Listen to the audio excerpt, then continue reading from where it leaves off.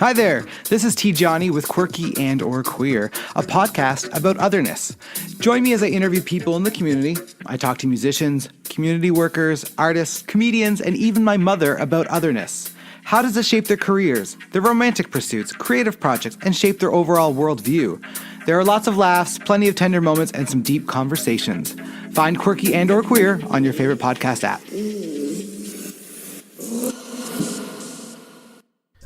Here at InTalksicated Reviews, we intellectually dissect the art of cinema, scene by scene.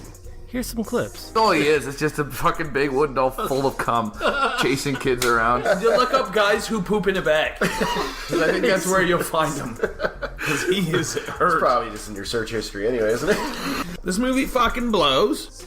So don't forget to subscribe to InTalksicated Reviews on all places you find podcasts. Except Spotify. We're working on it. Boys Club. Is it called Boys Club because my apartment looks like a boy lives in it? I wouldn't say a boy lives in it. I would say a boy is kidnapped somewhere in here. Boys Club. We're everything. We're true crime. We're World Star Hip Hop. World Star Hip Hop. We're Netflix reviews. Stories of the day. Boys Club. Listen. Yeah, do it. We're on iTunes. We're on Spotify. I think. No, we're not. And on Google Play. Nobody gives a shit. Boys Club. Boys Club Podcast. Now with 90% more sound clips of black people. Boys Club. Touch me and I'll sue.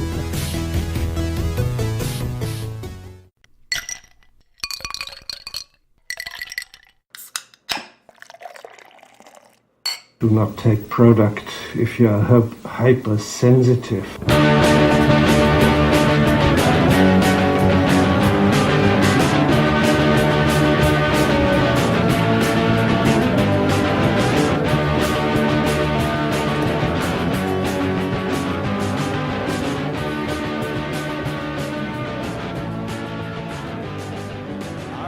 Are you already recording? We are recording. We are rolling. Nice. I like it. We are rolling here on the so Intoxicated thirsty. Podcast. Everybody, welcome, welcome. Welcome.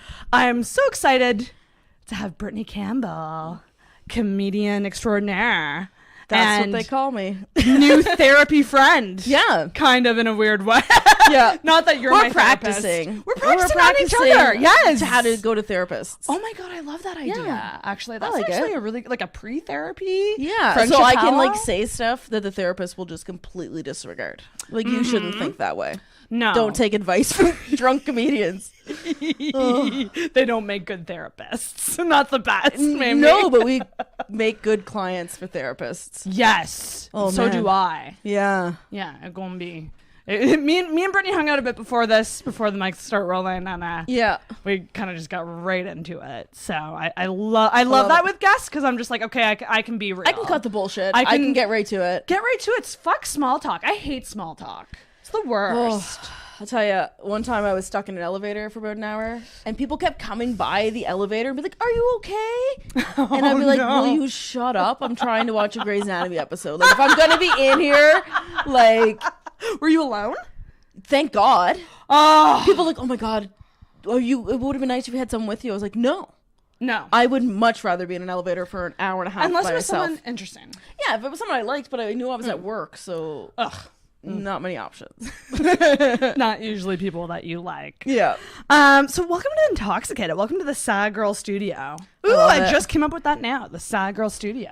I usually call it the Sad Girl Pad. Yeah, if you got like a But couple it's of a S's studio. in there, you could have a nice alliteration. Sad Girl. Sassy Sad Girl Studio. Sassy Sad Girl Studio. Yeah. Where's the bell? Oh my! I need the bell. Where'd it go? Oh, what's the bell for? I heard that on your podcast, but I don't know. The bell's very important. Oh, it's hiding behind the Pepsi. We're good. We have it. I'm making eyes at the camera because I find it very fun. The bell is. There's a couple reasons why you ding the bell. Nice.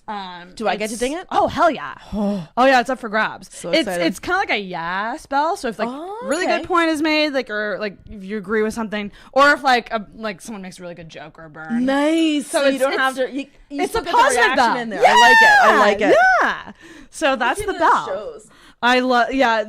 The bell is something like I stole it from another podcast, and then now other podcasts are stealing it from me because nice. Boys Club loved the bell so much that they got their own bell. Ooh, So I've started a trend, I like it. and I'm okay with that because Yeah. the bell's a lot of fun. Mind you, it can get out of hand sometimes. Well, if people need to have boundaries, can you imagine? That's like when I'm like telling a friend that I have a new joke and kind of like talking about it, and then they laugh right away. I was like, you're an idiot. Like, it's not finished. This is going to be way better in like 2 to 3 weeks. Like, do not give me that gratification right away. Oh, interesting. You don't want them to laugh right away. I mean, you like, want the yeah, you want the I want constructive feedback. honesty. Yeah, Right? yeah. I don't want people to just be like, like super exaggerated. Like, no audience member is going to laugh that hard. Like, And do you think that they feel a pressure as a friend? I don't like want to jokes by laugh, or- people too much. But like, sometimes I can work it into like what I'm saying, and like, Right. if I said to them, Gauge the hey, I'm reaction. trying this joke out, most likely they're not going to like it. Just by the way you present it. And it actually, and when people don't like it, I just have to say it on stage to see. Oh, interesting. Yeah. So you Because that's kinda because weave it they're in. thinking about it too much, right? That's very true. They're like, Yeah. oh, she's doing a joke. I gotta. And they take it seriously. It's not a serious moment. It's like a, I love the searching for the straw in the video. I like it. There's a video of my friend Sandy on the internet where he's hammered after a concert, and it was like literally like about 4 or 5 tries, and he couldn't get the straw, and someone put it in slow motion, so it's just like, That's so funny. But Brittany, you're a comedian here in Yes. Halifax. Yeah. We met. We usually start the show with a friendship origin story. Okay, so cool. we're very new friends. We met a couple weeks ago. Yeah. At Beerley's. Yes. So I saw Oh. your set at Beerley's and I loved it so much. I love that you I sat had in the to come front up. and Yes. you laughed on purpose. Came right up to the front. Yeah. I'm a keener sometimes. I like it. It's weird going to comedy shows alone because I feel like I don't tend to like going alone. I like to bring friends. But when I guess, but it's definitely have to way go. better when people are alone. Oh, you think? Well, I mean, tell me more. I'm sure it's great when you have a bunch of people, sure, but like I would much rather someone go alone than not go because they don't have a friend to go with them. 100%. And then you're more likely to pay attention. You're less likely to Start not, chatting. less likely to start chatting, but also like your chances are, as long as you're not apprehensive about being alone, you're more likely going to laugh at stuff that you find funny and not just what you think your friend thinks is funny, or like I never thought of it that way. That's a good Yeah, point. sometimes people will be at shows and I'll see them like starting to laugh a bunch, but the person next to them is not laughing, so they slow down. Very good Because point. people are self-conscious, right? Like when the room's dark and there's lots of people, laughter's contagious. When it's like not, people are scared. Yeah, and that's why I like to laugh loud, because I'm like, maybe I'll start a trend. Yeah. Or like I'll start, like other people will hear me laughing and feel Yeah. more comfortable, because I think sometimes people have laughter nerves. Yep. Because it's Where- showing, because especially with like comedy that I do, is I get a little personal. You do. I push the limits a little bit, and I make it a little uncomfortable. But like, there's punchlines, so you're allowed to laugh. So some people are like, "Oh shit!" Like it's a little scary for them, and I get that, and I'm okay with that because I'm looking at their faces. I and- love uncomfortable humor. Yeah. It's my favorite. I'm like, Me if too. I don't even just feel like a little bit uncomfortable, I don't feel like it's comedy. Yeah, you're just saying a thing that we all know. Yeah. Yeah. Yeah. And even if it's very true, if it's something that you just don't say a lot out loud. Yeah. And then you hear them saying, you're like, yeah. Yeah, relatable. That, yeah. But I saw you at Beerley's and I loved your set. And so I came up to you and I told you about the podcast. And you're like, I love podcasts. I was like, well, do. then fucking come on. Yeah, and I was like, even if she does not message me, I am finding her on the internet. And then I think you even said, you were like, I'm going to force my way onto the show. Yeah. I was like, fuck yeah, I love this. Yeah. So welcome. Thank you. You are here. We are drinking. The other thing I start the show with is the drink. Yeah. So you chose Old Sam. Old Sam rum I don't know if you can see and that. And corporate Pepsi Pepsi. It's the choice of the new generation or the next with generation. lime. Always with lime. Yeah. Always I with love- lime. I can drink it without the lime, but like, why stunt your happiness, right? That's true. Was there a lime Pepsi at one point? Yeah, I think so. Like back in the Austin Power days, I remember like there was a commercial with Britney Spears or something. Yeah, that might have been. And I think it was Pepsi lime. and it was That was like the Keep It lime Twist or something. Yes. Yeah. That's what it was. Yeah. I specifically remember. I love how you reference it in the Austin Power days. In the Austin Power days, That makes sense. I think that there was a commercial with him in it and Britney Spears, if I'm not mistaken. Maybe you probably are right. I'm not good at. If you ever just heads up, if you have any references, like, have you seen this?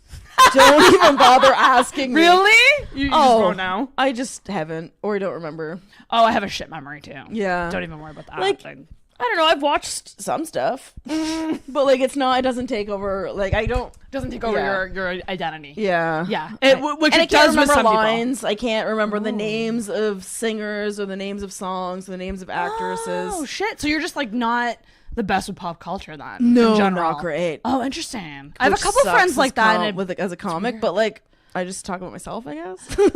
hey, gotta focus Yeah. on you. That's Yeah, where your yeah, comedy's yeah. coming from. So, But like I don't get all the pop references. Oh, really? No, not good at it. crazy. Well, we differ on that, but that's okay. Podcast over. Just shut it down. You're uninvited. No, that's interesting though, because I do have friends. I actually have friends who enjoy like movies, TV, and music, but like they just them. don't remember like Yeah. specifics, like names, titles. Yeah. Da, But you da, da, play da. the song halfway through, I'll be jamming out to the wrong lyrics, but the same tune. Yeah. Are you a big like? Do you go to a lot of concerts or like bars? Like, do you go out a lot, or Well, after Beerley's, I'll do karaoke. Yeah. do you ever sing? Yeah. What do you sing? I never used to sing. When I was a kid, my mom had a karaoke machine, and I would only sing if I was the only person home. Which sounds a little sad, but at the same time, I was like, No, I get that. Yeah, a little I personal. understand that. So, my go-to song would definitely be "Bitch" by Meredith Brooks. Ding! Yeah, that's a win. I And love that. I have been starting to branch out a little bit, which I don't know if- Michelle Branch? No, Not sorry, yet. I had to. I don't know Not why. I did lose my woman virginity after a Shania Twain concert, but that's a different story. We'll get to that. Oh God, Yeah, I have a super thousand gay. questions. Yeah, I was switching it up. I've got this new song that I like singing. It's "Stroking" by Clarence Carter. Okay, never heard it. No, you should I'll look it up. listen. It's very sexual. Ooh, And when love he that. says his own name, just switch it out with Brittany Campbell. Oh, Yeah. okay. Also, last time I was there, I think it was the same night that I saw you there. Maybe actually, no, it was the week after. Sang some "Push" by Matchbox 20. I love Matchbox 20. That's a great song too. Yeah. Great song. Jordan and I sang some "Teenage Dirtbag." Oh, perfect. You're right. You're very 90s, early 2000s. Oh, love the up my- 90s. up my- Yeah. up my alley. Yeah. Yeah, I feel like my jam. karaoke is something that it's like a personality type. You Yeah. can be a karaoke person and not necessarily do karaoke a lot. Yeah. But I feel like non-karaoke people are just not fun to me. Like, Right? they're the people who, if a song comes on the radio and you're in a car with friends, like, Yeah. just start busting out singing. Yeah, I will do that now. You know? Before I wasn't comfortable enough, but now I'm just like, fuck it. I will jam. It's the fucking Yeah. And I find as long as you have a karaoke song that like is your you have go-to. to, not even your go-to, but you have to pick a song that everyone loves, but they haven't heard it in a while. That's Crowd the trick. pleaser. A crowd pleaser Yeah, song. you can't just pick a song that's obvious or like you gotta like "Bitch" by Meredith Brooks. Like when that comes up, people are like, "Oh shit, this jam! I forgot about that." With a couple strums with the guitar in the Yeah. start, they know it's on. Yeah. Like they they fucking all know. pile out to the front and they're like, Hell yeah. yeah. I love that And then you song. switch. I have to switch the lyrics up a little bit to make me sound more gay. Ooh, so how do you Yeah. switch it? Do you know how you switch it? Bitch, I'm a Yeah, there's a spot where it says like I'm a goddess on my knees, and I'll say like, oh my god, I'm like not anymore. Like I'll switch it up depending on like I used to be a goddess on my knees, or like I've or done like you're the instead of saying if it's like a man, I'll say a woman. right. Yeah. Oh yeah, it's just changing the Yeah, that would yeah. do it. Because I've done that with Mr. Brightside. That was kind of my Ooh, karaoke song yeah, for a long yeah. time because it's right in my range where it's not too high or low. Yeah. And I used to say Mrs. Brightside. Ooh, I like that. I want to sing. I don't know if this is like a teaser because I'm sure all of the Beerley's people are listening to this. Hey, Brillies people. Yeah. Catherine. I'm gonna sing. Shout out to Catherine. Woo! I'm gonna sing. I think I'm gonna sing "Jimmy Gets High" next time. Jimmy, what song is that? Oh, it's very Jimmy vocally. Gets High. Jimmy gets high tonight. Oh, yeah. As soon as you sang it, I knew what it was. Yeah. Just need to just sing a little bit. I love how I never would have done that if I wasn't 3 drinks in. We pre-drank. Perfect. Of course. Fuck yeah, we pre-drank. But back to the rum and Pepsi. Yeah. How did you? What's your drinking kind of history? Like everyone kind of has it differently. Like Yeah. You mentioned you were into beer. But this is kind of like. I switch it up. I find like if I'm like I can drink beer pretty solid, but then all of a sudden like I'll get a little bored of it because I'm just full. You know what I mean? I don't know how these people drink like 5 or 6 beer. I drink 2 and I'm bloated. I don't get super bloated from I get it. bloated. Depends I what get kind I'm so drinking. bloated. But oh man, do you want to hear my drinking history from the beginning? All right, so let's hear it. grade 11. We'll go back. Is that your first time drinking? It's my first time like drinking. Like getting drunk. Yeah, like I feeling have it. always like said like I'm a good drinker. You know what I mean? Like I'm good at it. I don't know if it was like a whole like competitiveness or like having to prove myself. Probably trying to prove myself because like High school / gay person stuck in a straight person's body. Like I need to tough it up. I need to be stronger. I need to outdrink dudes. You know what I mean? Okay. So I started drinking probably like grade 11 or so, but like I was young. Like my birthday's in October, so like everyone is older than me. So all my friends turned 19 before me. Oh, But that must suck. Must have I was sucked still back going then. to parties though, so like I It was didn't really okay with matter. it. Yeah, Yeah. I didn't Yeah. take a big. There was a little bit of a gap where my friends were of age, Right. then I wasn't. Right. But it didn't really. I don't know. Didn't matter too much. It didn't matter too much. Yeah, like so in grade 11, I started drinking. I had a couple friends that were a little bit older than me, so we would have like they had an apartment that was like right by my school. At least in grade 12. So like when I was in grade 12, I would like party at their house and like that's sleep the on the best. couch and like walk down the hill to my high school. Yep. Hungover, like Love that. fucking mess. I'm really good at things I'm passionate about, and drinking was one of them. So one of my first times I remember it, really like getting into it was one of my friends was like, you know the movie Beer Fest? Yes. Yeah. So they were like, we should have a beer fest. And then me and him are sitting there like, we don't really like beer. So we started practicing. So we bought some beer just to get used to it, so that when the beer fest that we made up ourselves like was gonna happen, we would be good at it. We'd be good at it. We wouldn't. Our bodies would be used to it. Whatever. Yeah, it's like losing your virginity to somebody that you're just about because you want to like lose your real virginity to somebody else. Yeah, that's like you fair. want to practice. Yeah. You want to be good at sex. Yeah. Oh, yeah. That's so funny. I didn't do. I don't know. But anyway. I didn't really like the person I lost my virginity to. Oh, really? Oh, we'll get to that. Yeah. We'll get to that. Yeah, so I just could almost always I've been able to outdrink everyone. Oh, wow. I have a friend like that too. Yeah. Who like no one can outdrink her. When I moved to Newfoundland at 19, I was like one of the Newfoundlanders, right? Like cuz I just always up for game. You could keep up with them probably. Yeah, now I get to the point where like I know when I'm starting to get tipsy, so I like pull back a little bit. I haven't been drunk in so long. Really? But like I've drank so much. I You know always what I mean? hear, Like, I it's always kind of a hear about the problem. I can't relate because I'm just like I can get drunk off of probably 4 Yeah, I'm not a drinks. lightweight. But I do know that like there's a lot of people in my life that's the same thing. That's frustrating to them that their tolerance is so good that they actually can't feel But I'm okay intoxicated. Yeah, like, I'm okay with that because I don't like feeling out of control. probably have control issues. Oh, I would that's good assume. then. There you go. So, like when I get drunk or like tipsy or whatever, I'm just kind of getting nicer, right? you know. So I'm not like wild. So when everyone's ever really like had an issue with me being drunk, like I've done some stupid stuff, but like nothing that's ever like hurt anybody or like right. I'm just kind of fun at parties. Oh, like I was good. telling my girlfriend, I was like, so like I really like doing stand up, and if people think the things I say are kind of funny, so like can I just be like fun at parties for a living? You know, like can I just do be that? my life, can I please? get paid to be fun at parties? But Are you no, the not. type like if you were to walk into a party where you didn't know a lot of that, like you know when you go to host parties and like you might know a couple people, like were you just totally comfortable like walking in and just talking, making friends with everybody? Yeah, more so then than I am now. Oh yeah, now it's awkward. Now it changes. Back then, yeah, pretty much. I would like, you know, kind of like find the quiet people, and my sense of humor before I started doing stand up comedy was always like quiet to the person next to me. So like something would be happening and I'd be like, look at that fucking idiot. Like, or say something to the person next to me and then they would laugh. And that's kind of how I got it out. So like when someone's like not having a good time, I kind of just want to like help them out by like, oh, I'm always drawn to the crying person. The drunk that like gets the, to a certain point because when someone cries, all I want to do is hand them a loony. I don't know how to deal with it. I don't know how to process it. So I'm just like, money?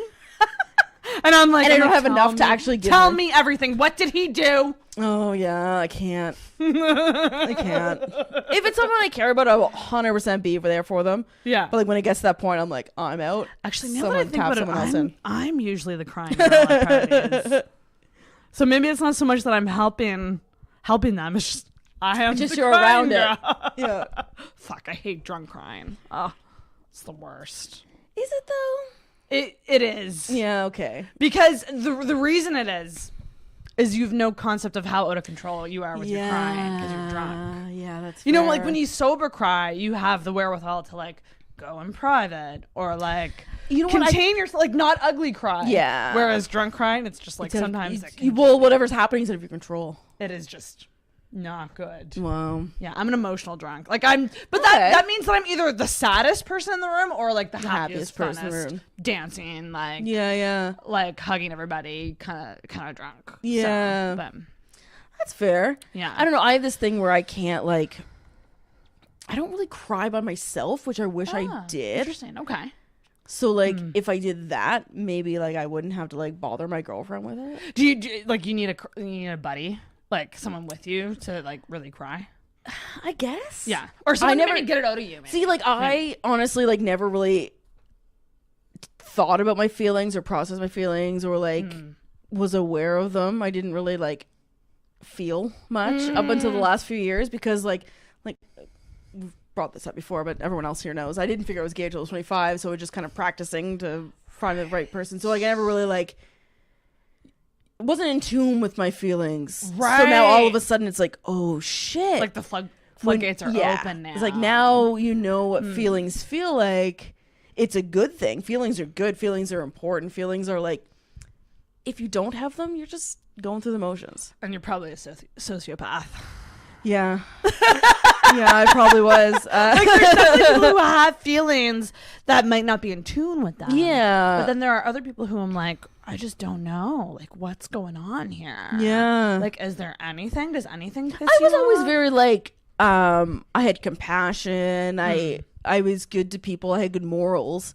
I just would always be the person to help someone else process Over their stuff over you. myself. Yeah. Probably because you were so used to it, though. Yeah. Like for so the routine of that, like even though like Once you're in a you much better open- place now, Yeah. you're still going back into those routines naturally. Cause Yeah. that's what you were doing I'm in a for so way long. better place just because if you ignore something, it doesn't make it go away. Oh God, no. You know what I mean? I Like heard- you ignore your feelings for so long, that doesn't mean they aren't there. Yeah, I talked about this with a friend recently. The ostrich, what's it called? The ostrich approach, which is like you put your head in the sand, you just ignore Yeah. it. Like you just like something bad's happening. Ooh, bye. Oh. And like that's like never been how I've dealt with anything. I like the sound it makes. Yes. Yeah. Oh, drinking sound effects are very welcome. Yeah, that makes sense. So. Put your head in the sand. Ignore it. Yeah. I only ignored stuff that affected me, which is very not good for a person to like be okay with helping everyone else, but just like being like, no, put on a good front. So let's go back to the very beginning. Yeah. Where are you from? Tell the listeners. I know. I'm but- from PEI. PEI, Prince Edward I like how like Island. we live in Halifax right now, and everyone's like, "Oh, I'm from Halifax," but like PEI is its home province, but people just say that as a whole. You know what I mean? Mm-hmm. Like, I'm from Charlottetown, but like no one's like cares about that. Yeah, I'm from Charlottetown. yeah. Yeah, I've been here in Halifax for about a year and a half. Right. I'll make it to about 2 years, and then I'll be out. Yeah. Which is good. We were talking about this before, but like I Yeah. think it's good for comedians to bounce around a bit. Yeah, I think so and try too. out different cities. And I get bored scenes, easily. different scenes. I get bored. I get stagnant. And I know the worst thing for me is to get stagnant, because then I just, this is what it is. I need to have something to move forward, to look up to help me grow. Yeah. Like, yeah. Hell yeah. Yeah. I wish I had that because I mean, really just lived in two places my whole life, Antigonish and Halifax. But Halifax is a big jump from Antigonish. It is. Yeah. Thank you for saying that. Yeah. And honestly, if you want to live in the Maritimes, which honestly is probably the best place in Canada if you want to be like happy and make friends. Right. For people, it's the best place. For money. Yeah. Yeah. And you know what, that people suffer from the lack of money, so it's probably not the best for people, but We're all just really a sad, good but we all atmosphere. connect. Yeah. Especially Nova Scotia. Like, this is nuts that Nova Scotia has the lowest, or one of the lowest. I think it might be tied with other places. Minimum wage. Yeah, isn't that in the insane? whole country. But, like, Halifax is so expensive to live in. Like, that doesn't make sense to me. It blows my mind. It's crazy to me that, like, I feel like it's so hot here. I might take my clothes off. strip. I need to take my dress shirt off. Yeah, do it. I find it hard to live here for that reason. Yep. But I also look at places like Toronto and I'm like, that's even worse. Yeah. So unless like I don't have an urge to live in Toronto. I'm sure I will at some point. I'm sure I'll live there at some point in my life for however long. I feel like most people do. Yeah, like that's like the next. That's like the. It's a place you can go. Yeah. It's a happening spot. Yeah. It's a place you can go. It's a place you can go. That's very true. People need to tune into the live stream video because I'm taking my shirt off. Gotta do it. We need to play some. Sarah, put some stripping music over this. Yeah, right please. now. Yeah. Brittany's song of choice needs to go over this. Man, I feel like a woman or something. It is really hot in here, and the lights don't help. Although these lights, it's okay, though. These lights are significantly less hot than like a normal softbox. Yeah, I love these though. Honestly, like this is impressive setup. Thank you so much. Yeah. It's weird having my living room like a studio, and I keep telling myself because normally it doesn't look like this normally. Yeah. But ever since take this down and set it up whenever. I used to, Or just fucking but ever leave it. since the live stream, I've just been like, I'm just going to leave it like this because it's not in the way. we're doing video podcasts now, and it's just easy, and I don't have to rearrange everything. Yeah. But this is why I want a 2-bedroom, right? Because I want to have I want this. You want it to be secluded. just be a room, like Yeah. what you're seeing from the lights on. I want it to be its own room. Fair. Yeah. So, but you know, dreams, goals, ambitions. Yeah, but like I have such a hard time with being like, oh yeah, you have to like wait. Yeah. You know what I mean? You can't like I will start something and be like, oh, it's not perfect yet. Like, what's the point? I have a real issue with that as well. And Which realistically, that's how life goes. You start something and you build up. No one starts from the top, but it's such a hard lesson to learn over and over and over. Over and over again. And I feel like I'm always kind of restrained by money, oddly. Yep. Which is a huge one. Yeah. Because I know money can't buy happiness, but like It surely fucking helps. I would be a lot fucking happier if I had some more. And I'd be able to do the things that I want to do. But that said, like, I mean, like side hustle podcasts, like whatever you're doing, costs a lot of money. I did up a spreadsheet recently of the expenses of the expenses that I like all of this. And I was just like, holy shit, it's a lot of money that I've spent over the last 2 years. But I mean, it's worth it. It's all worth it, but it is a lot of money, and you know, yeah, I'd be happier if I was just a little richer. Wouldn't we all? No, I don't even know if I'd be happier. I would just have less stress in certain areas, and those stresses not necessarily make you unhappy. They can affect your mood. They can make you depressed for sure. Yeah. I mean, this has been a theme on a lot of my recent episodes, which is depression. Yeah. I'm like, do you want to get into it more? Depression? I can tell you or a the little booze? bit about mine. Oh yeah, we can get into depression. I'm actually curious to hear it from your perspective as well, doing comedy. With depression, but like for me, it's always been very situational, and that's why I've never taken it seriously enough to get help. That's because you have an excuse. Yes, exactly. It's not necessarily that. Well, your depression feels situational because things are happening, and I'm like I said, I'm not the therapist, but like we'll practice. We push off our own problems because there's like a reason behind it, or an excuse behind it, or something like that. It doesn't make it invalid, but we take away the validity to it because of what we put onto it. Exactly. You know what I mean? And that's what I've been doing for so long. There she goes! First bell ring. Yeah. And that's exactly it. But I'm finally getting to a point where I'm like, I'd like to get help. Yeah. And take this seriously because it's clearly affecting me now more than ever. Mm-hmm. And yes, there's situational factors to that, but also it's like, God damn it, like probably undiagnosed ADD. Mm-hmm. Definitely I definitely have a cocktail of ADD, depression, and anxiety. Like it's some sort of like I should make a drink graphic of my mental like the percentages. Shake it all together in your cocktail shaker and pour it into the glass. Like this is me. And I like would have a drink that garnish drink. and everything. Yeah. Like if we all, like, I mean, all of us could literally make a cocktail, like literally like a drink that could describe what we have in terms of mental illnesses. Yeah. And yeah, it's just it's really rough. But like for you, like you're a comedian, so you need to do shows, you need to get up there and be on, you need to be writing new material. Like how do you deal with depression and doing something crazy like that? Yeah. Well, Because that's a whole other thing. Yeah. This is something I don't know if I said this joke when you were there, but something I've been diagnosed a few years ago as bipolar. Oh. So yes, you did. Yeah. I did a joke saying like, Uh-huh. I don't want my girlfriend to figure me out, so I just stopped taking my bipolar medication, but I got a mood ring. Like, it's better if you're there. It's terrible. And then I had someone come to me after, like, not after the show, but like they're like, oh, like, can you imagine like being bipolar? I was like, yeah, I can imagine. Right. Yeah. No Yeah. Shit. Yeah, like I am. But Yeah. like I personally, like, there's so many different levels of it. Like I feel like, I don't know what the number is, like 1 or 2 or whatever. I'm probably the last one. Right. You know what I mean? So it's like, you just had to become aware of what's happening, which is confusing with being bipolar, because you're like, oh my God, am I too happy? Am I too sad? Yeah. Is this even me? Stuff like that. Right. Yeah. Because the thing with bipolar, because I mean, I think that's another thing that people don't get what bipolar is. Because I feel like when I was younger, I would have crazy emotional outbursts, and I used to be like, oh, I must be bipolar. But really, like, bipolar, from what I understand, and like, and correct me if I'm wrong, it's the extreme of both. So like, when bipolar people are actually happy, their patterns and behaviors are very extremist. Like they might go gamble their money away, or like they might do these crazy, like, so you have to look at it from both ends and not just the low, the lowest, like the movie versions exactly. of bipolar. Exactly. It depends, because I don't know which one it is, but like from my own, like I was like diagnosed, I'm putting quotes for anyone who's listening, right, that had issues and stuff like that, and they're like, well, chances are you're bipolar, but there's no like tests for it. It's just if you have a bunch of certain issues within a certain period of time, like we can say that.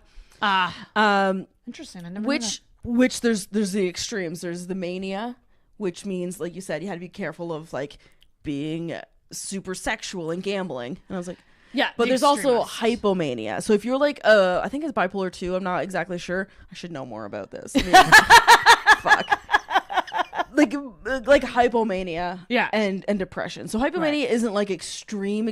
Like most people who've known me my whole life, when I tell them that I'm bipolar, even though they've known me through my whole life, they're surprised. Still surprised because because it's probably this image that they have in their head of what it is. Yeah, and also some people have it different levels of it than I. Yeah. So like most people will be surprised because first off, I manage it well, but at the same time, like, you can be fun and happy around people and they're not going to notice that there's anything wrong, right? Most of mine that I have to be more aware of is the depression part. Right. I have to become self-aware that, like, okay, am I just having a bad day, or is this becoming a cycle? Yes. Because if it becomes a certain amount of time, you have to... And I know some people are on their medication straight out from the get-go and just stay on it for the rest of their life, which is a super great option. I've talked to my doctor about it, though. Like, he was super cool with me not staying on it. Oh, interesting. But he knows that I'm, like, smart enough that if something happens, or have enough people that are close to me that I let them know that if something starts going weird, like, maybe give me a heads up. Right. Yeah. So, yeah. I mean, I'm always willing to go back on it. But at the same time, like, I used to, like I said, I worked in PEI with a good job, so I had healthcare. So he had me on this, like, expensive pills. So I was like, now I went like without healthcare, and I went to look and see how much it would cost. I was like, shit, I gotta go talk to him and find a cheaper one, so if I ever need it, I can... Generic version or whatever. Even the generic version of the one I have is still like... really pricey? Oh, yeah. Like, yeah. And that's the scary part about it. But I can get a different kind. The reason he gave me this one was because it doesn't affect weight gain. There's no weight gain issues. Yeah, most which people... is huge. Yeah, That's he's a like, if huge you're thing. trying to, like, be happy and self-aware, like... You don't want to have all this weight gain as an added, and it's funny because it's an added thing, because then it stops you from wanting to take it, right? It stops you from wanting to take it. And it's like this added thing to like be insecure about. Yeah, exactly. Which is so fucked that like Yeah. these pills that are supposed to help you, Yeah. like almost make another area of your life worse. Yeah, exactly. It's just something like, I know it's different for everybody. Like there's so like I would never suggest like not taking your medication unless you've talked to your doctor about it. Right. Because like you can easily like get into a cycle without noticing, and then it becomes a pattern.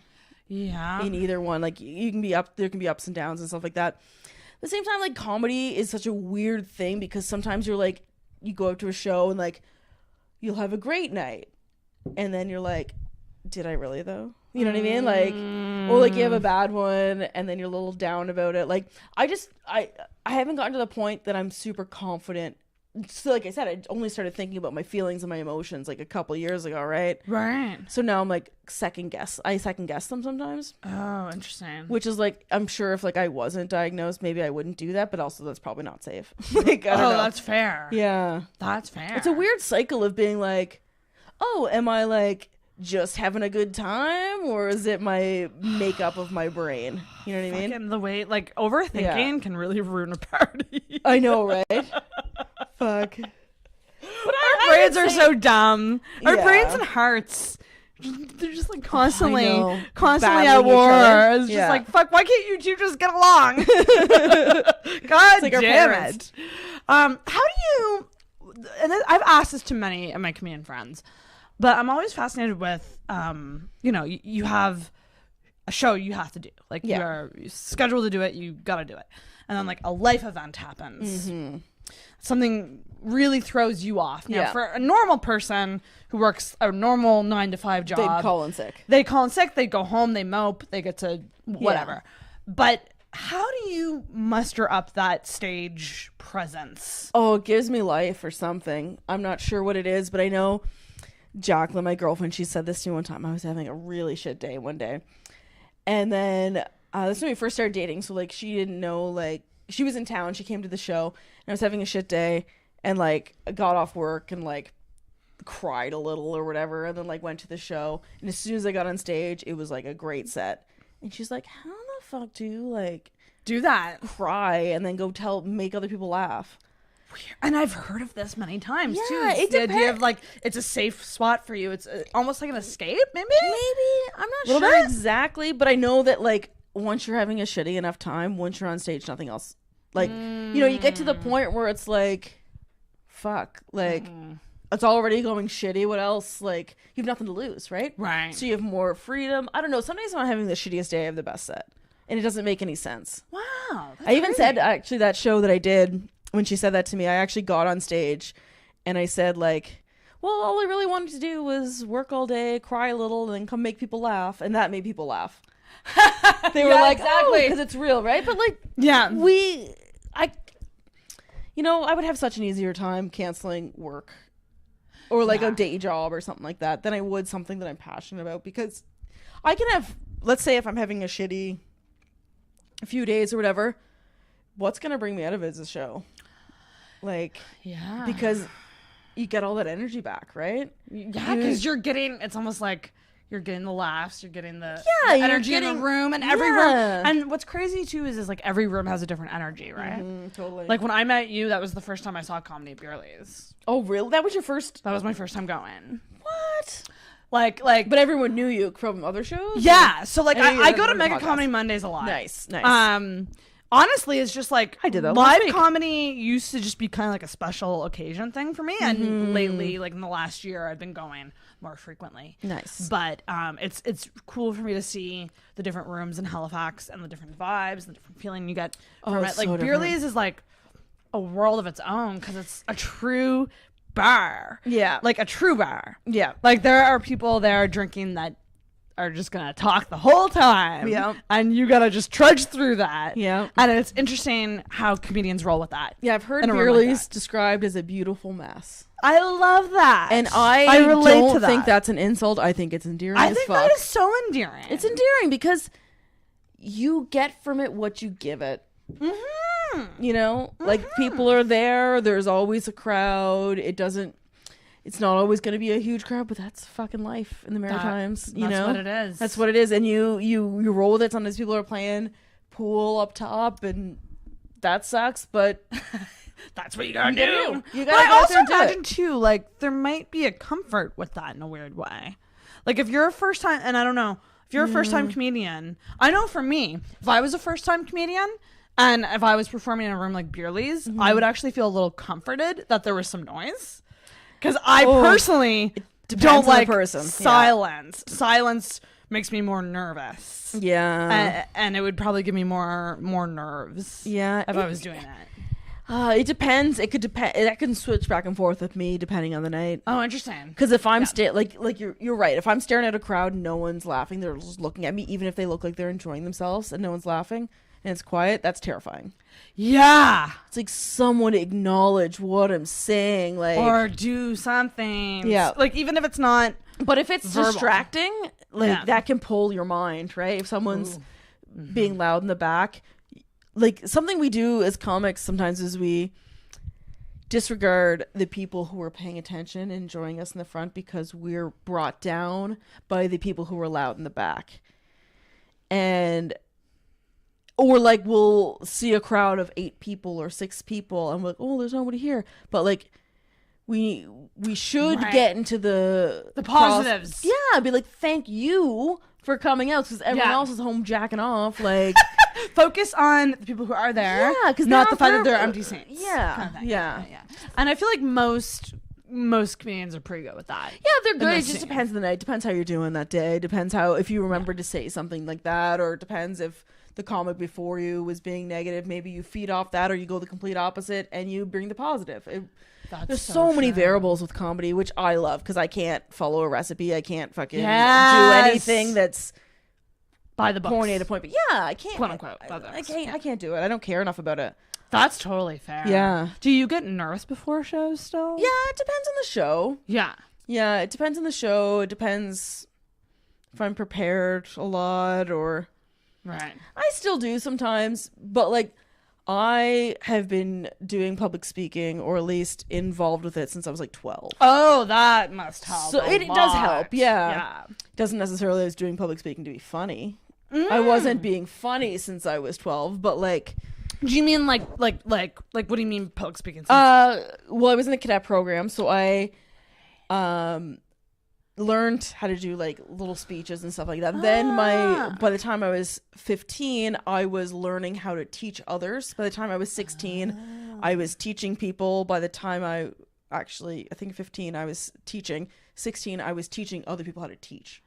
Whew! I took a big jump between learning how to teach and teaching other people how to teach. And that's crazy because that's like so many different communication styles. Yeah. You have to, and that's don't realize that we've taken lessons on communication styles, on how learning styles are, like so lessons many on how to things. give lessons. Yeah. Which is, I mean, listen, and some people are really good at naturals. Yeah. Some Do you people think are. it's something that, like, when you think of teachers or like people who have that teaching mentality, like, do you think that's something that is innate? Or can it be learned? Because I know with me, That's a like, tough when I'm question. trying to explain something to somebody, Yeah. fuck, I suck at it. Like, I know in my head what it is and what's going on. Yeah. But when I'm trying to communicate that to somebody, I just fucking can't do it. It depends, because do we say teachers are naturally good at it, or the good teachers are naturally good at it? That's true. Because there's so many people who do jobs that are shit at it. That's true. A lot of doctors, too. Really shitty doctors. Yeah. There's so many, like, any job that you can have, there's good people at it and there's shitty people at it. And the shitty people at it are, still making money at it and still going. They're just not the best at it. If you aren't passionate about something, how are you, or if you're not willing to learn, you're not willing to improve, then you're just doing it. Doesn't mean you're doing a good job. You're just There's doing this the bare one minimum.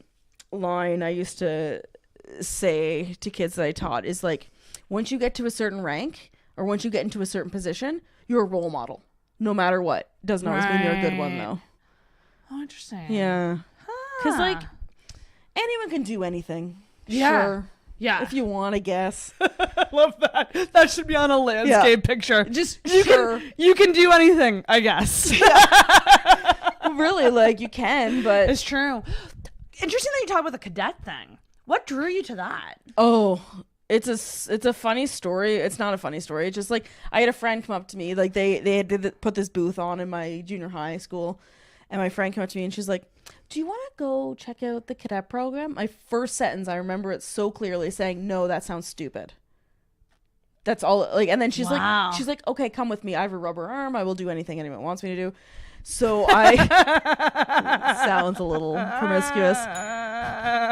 That's why I was straight for so long. I will too. And then I was just like, I'll go along for support with you. She never went back. Oh, wow. I saw there were opportunities and things to learn about, and I was like interested in it. That's so crazy. Yeah. But like something that you were kind of like poo-pooing, and then I just gave it a chance. Yeah, and honestly, it probably helped that my stepfather knew the person who was in charge of it. So as soon as we walked in, he saw my stepdad and decided to give us like the whole tour. Talked about what you can reach through there. Talked about how you can progress through it, like what you can learn. And honestly, like growing up with 4 kids in my family, like I learned a lot from the cadet program. I'm the person I am because of it. Oh, interesting. In such a positive way. Oh, wow. It teaches you discipline, public speaking, and control. Resilience. Yeah, it teaches you a lot. Like, because I don't know much about cadets, but I do know that I used to see them at events and stuff, like in school, and like you're standing in spots for long periods of time. I'm sure that's why my back's fucked, but like still worth it. Like, just insane the mental resilience you must have to go through. The discipline, doing that's like endurance. And like I remember seeing like people almost fainting. I think I actually saw a girl faint from like heat exhaustion. It happens because you're in these outfits too, right? Like, yeah, it's all about like how you like. I don't want to bore your listeners too much, but like it's all about how you stand and like weight proportion. Like if you're feeling like a little like you're gonna faint or something, we give them the option, like get down on one knee, take your breath. There's a certain movement if you feel unwell, right? To get you out of there instead of smashing your face in the ground. Like we watch out for that. If you see people swaying too much, we'll go up to them and like get them to sit down. Oh, good. Yeah, like we're aware of it, but at the same time, like you need to understand what your body feels like. You if probably you have to get a be little very sway, aware. wiggle your toes, lift your heels up, stuff like that. Fascinating. Yeah, and honestly, like I taught the drill portion, which is like the marching and like calling drill, which like there's so many particular ways to say it that like this is a right or wrong kind of thing. You're doing it the right way or doing it wrong, and that I liked that telling people like get better. There's a certainty with it. Yeah, there's no you can learn way to it. misconstrue it. Yeah, you can learn it. You can get better at it. Like taking a 13, 14-year-old and getting them to call drill, which is like their voice commands a person's movements. You give a call a right turn or something like that. You need to be in charge of that. So I've called drill in front of like 1,000 people, and all the people in the parade have to like listen to what I say and how I say it and react to it. Wow. And there's a certain way to say it. You can't just be like, okay, everyone, I want you to, there's like, you're assertive about it. Yeah. So it gives them authority. Yeah, and it's not even just teaching them how to fucking march. It's teaching them how to be present and how to be in charge and how to command a room. Like, damn. Yeah. It's confidence building. I have a friend from high school who was heavy in it too. Yeah. Yeah, it's fascinating. Yeah. I always say like I wasn't like a cadet nerd. Right. But at the same time, like this sounds cocky, but like I was really good at it. Yeah, I was the cadet that was in charge of the cadet camp in New Brunswick. So like there was like 1,500 people there, and I was the cadet that was in charge of it. You were in charge. Yeah. And how many people were you in charge of at any given time? I was in charge of all of the staff cadets who were in charge of the cadets, but like as a whole, I used to do the parade states, so I probably know exactly how many people were there actually. So about 1,200. 300 staff outside of that, including like mess people. It's gone down since that was like 2008 or something like that.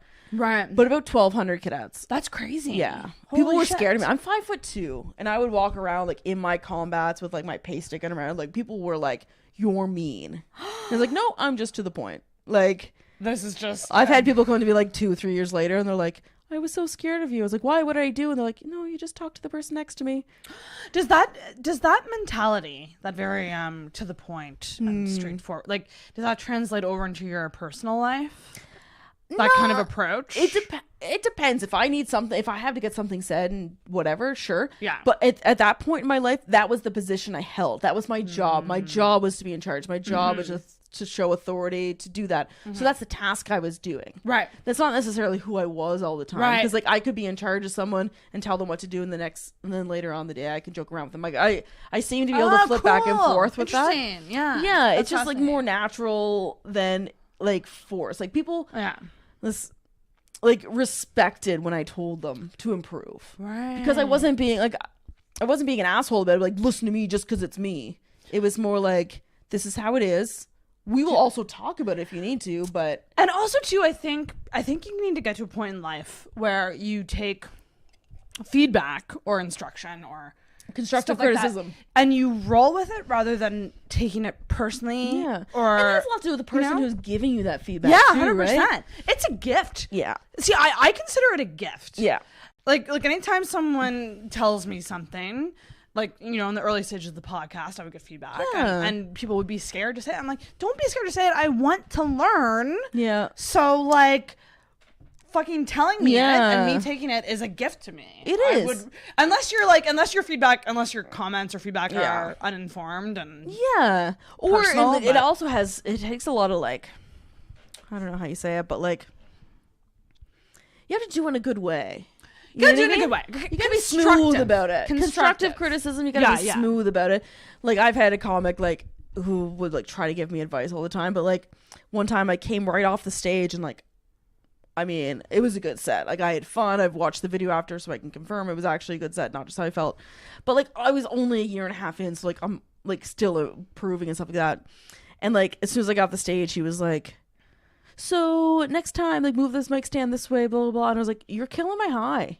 Right. Give me 25 minutes or so, and then if you want to say something, maybe if I ask for it. Because you should be able to ride that high so that you have the motivation to do it again. Yeah, I needed the enjoyment, You know, right? the positive I don't want someone, like, walking to me as I'm walking off the stage being like, you could have done better. Of course I can. I'm a year and a half in. I'm always going to hopefully be able to do better. I 100% feel that because I had that. I'm only 4 years in now, but I can still always do better. 4 years. Oh, there you go. Oh, I didn't know how long you were. That was going to be one of my questions. 4 years. So how does somebody who, from PEI, Maritimer, into cadets, how did you get into comedy? When did comedy become my passion? Yeah, like how does that? I've always kind of thought about it. Like, I always liked watching it and stuff like that. And actually, when I lived in Newfoundland, I was probably like 21 or so. I had mentioned to one of my friends who was a writer that I wanted to try it. And he's like, "Oh, that's cool," but like I never really like saw any shows happening. Right. I lived in Newfoundland at the time. I knew there was a Yuck Yucks there, but like, fuck, you can't just be like, "Oh, I want to do stand up. Let me do Yuck Yucks." Like, imagine. Wait, people do think that. But like, I don't know. I kind of just thought like this would be a cool thing to try. Right. And then I moved back to PEI and was there for a bit. And I had mentioned to one of my friends that I wanted to try it. So we were having like a girls' night from everyone we worked with. She's like, we're going to have a talent show night. Which, like, it sounds really lame, but at the same time, like, these were really close female friends of mine that we were going to get drunk and just do shit anyway. I think she was just trying to, like, coax me into it, but also making other people do stuff. And what age was this? 24. Okay. Yeah, 24. Love it. So then, actually, I might have just turned 25. Okay. Yeah. Yeah. Let me think. 1 second. Yeah, just turned 25. So then I wrote some stuff. And then, honestly, like a week and a half later, I saw something posted. Actually, a friend's mom told me about it because I told her, I was like, oh, I wrote a couple jokes. And then it was like, we're having a comedy night for the first time ever in like Stratford. At least there was comedy before in PEI, but like it wasn't on my radar or anything. Right. But someone was putting on a comedy show and they were looking for people to tell jokes. And I was like, shit, I already wrote some stuff. So I ended up doing that. And I was like, this is great. And was it like, what was the first? The first one set, is an open mic. I think I did like 7 minutes to 10 minutes, which is way too much for a first time. I know, but it's PEI. Like, what? Like, they're like, we got the time. Yeah, we got the time. They don't have the people, so like you can do 7 to 10 minutes. I was like, that seems long. I think it was 7. But anyway, I did my set, and I was like, I didn't invite many friends. I invited a few, 4 or 5 people that I knew that like hey, you want to come out, but I'm not going to tell everyone. Like, Oh yeah, really close friends I've known yeah. for a long time that like you guys like going out. Yeah. Come see the show, whatever. Yeah. Anyway, the place was fucking packed. There's like 100 people in there. And crazy. oh yeah, it only holds 75. insane. It only hold. I know because I've booked shows there later. They hold about 75 seated, but it was like 100 people for sure. Anyway, so I did my set and I was like, okay, that was cool. And then the host messaged me. This was a Friday, I think, and he messaged me like the next Monday or Sunday or Monday. He's like, do you want to open for these people tonight? Like, Oh, crazy. yeah. So there was people coming through. We were doing a show. I don't know if it was last minute, but they wanted a couple openers. So I was like, sure. And I messaged him back. Honestly, I was like, is it okay if I do the same jokes? This is my second time on stage. She's like, yeah, absolutely. I was like, oh, okay, then I'll do it. I was like, because I was at work. I was like, I have an hour from getting off work to like being at the show. I was like, how am I gonna write a whole new 5 to 7 minutes? But I was like, now I know you're allowed to improve on this stuff. That's so cute. Oh my god, yeah. So anyway, the second show I did, after that set, I fucking fell in love with it. The first set, I was like, that's cool. The second set, because I think it was so close after, and I was asked to do it on purpose that I felt like good about I it. gave you maybe. that like positive reinforcement. Yeah, I figured I showed up to the show and like it was at this bar that I was like knew fairly well. Anyway, they were giving us like free drinks. They're like, you can get a few free drinks. So then Buddy, who was also doing the show, was getting like a Coors Light bottle. And I was like, dude, if he's giving you 3 free drinks, get like large drafts. Like, you're an idiot. Yeah, really. So I had like some Clancy's, like big old mugs of Clancy's. Amazing. I didn't drink much before my set, but after, like, we were all hanging out. He gave us like, they were like giving us free food. I was like, oh my god, this is what comedy is. You get free food and free drinks all the time. Fuck yeah, sign me up for it. Turns out it was a long time before I got free food and free drinks after that. Oh, But, wow. yeah, it doesn't happen as much as you think. And what's the experience of like going back to your first show? Like, I mean, like, I'm a chick who got jokes in her phone too. Like, I got Yeah. things. Was it like going up there for the first time? Yeah. And obviously, like, I can only imagine. I've never. By the asked way, this I to thought I anyone. was straight when I was telling my first jokes. Oh, interesting. Yeah. Oh. So I was joking about dudes. So, like, looking back, I'd be like, I would never say that joke again. Right. Yeah. Were you really nervous though? Like, was it nerve-wracking as shit? I got nervous, really nervous, at about 3 p.m. in the afternoon for about 2-3 hours. And after that, I was like, fuck it, I've already committed. Like, this is it. It's happening. Yeah, I just feel like the people who are really good communicators or other aspects of their life involves communicating with people a lot. You know, whether that be like teaching or if they're like really just personable people, like they might not have the nerves might not be that overwhelming. Or at It's least just we kind of don't matter of present getting it up that there. way. Yeah. Yeah, once I knew I was there, I was like, fuck, it is what it is. Right. It's happening. I can't do anything about it. Mm-hmm. I'm not gonna not do it. Did you watch a lot of comedy before to kind of get a sense of it? Or like, Not right before. Like, I'd watched it growing up or Growing up, whatever. yeah. Like, Yeah. I was always interested in, like, now if I would have watched the shit I was watching back then, I would hate it. I know it. Right. It's just, I loved the idea of a person having a microphone and saying what they had to say. saying what they had to say and having people react to it. Yeah. I Like- love the idea of that. Like, Yeah, it's really cool, right? yeah, it is super cool Yeah. if you have something good to say. Yeah. And if you don't, like, at least when I was watching on TV, I could change it. You know what I mean? Yeah. And even at shows here, like, if you don't like what someone's saying, enjoy it for that. Enjoy. I will laugh at the things they don't mean to say. Like, you know what I mean? It's Take it for what it true. is, right? Take it exactly for what What, it is. what are we supposed to do? Get mad at someone who's only been doing it for 4 months? That's the They thing. haven't learned yet, and neither have I. Like, That's why I love open mics, because Yeah. I love seeing like I've seen a couple of people's first sets. yeah, it's And cool to that's see a them grow. really cool thing to say. Yeah. Like, I mean, you never know what's going to happen with these people. They could get really big. And to say, like, you were in the room Yeah. for their first set. I love that you think that way, because I think more people should think that way, that they can see not even just a comic's first set, which is super cool, but like seeing the progression. yeah, or like, this joke started this way. I said this joke, it was garbage, but then, like, you might see me a little while later, and I perfected it. Like, how cool is it to see? I love that. How cool is it to see a joke that might make it somewhere? I love that, and if it doesn't, still, it was someone's cool thought. It was someone's cool thought. And I imagine like everyone remembers their first set. It's like a moment in time. Yeah. Where you said, I'm gonna do this crazy thing. Yeah. And get like you said, in front of a crowd and just talk. Like, yeah. Woo! And it's also really cool now that I'm like friends with comedians to see my interactions with them, or like hanging out and like something comes up, and then see that become a joke. Yeah, that's so I love cool. that too. That's really, really, really neat. I have this weird thing where like I will be talking to somebody about something, and then they'll be like, "Ooh," and then they'll like make one little comment about it, which makes me realize it should be a joke. I'm like, "Oh well, I can't use that." And they're like, "Brittany, all I did was agree with you. Like, you can say that I didn't write this joke. You just wrote it in front of me. There you go. But I put one thing in that made you think it was funny. That doesn't mean that you can't do it. Yeah, as a like what are you joke. talking about? I didn't make that up. You did." And I'm like, oh, okay. Do you do the whole like 1 sec? I gotta write that down. Sometimes, yeah, yeah. I like that a lot. Yeah.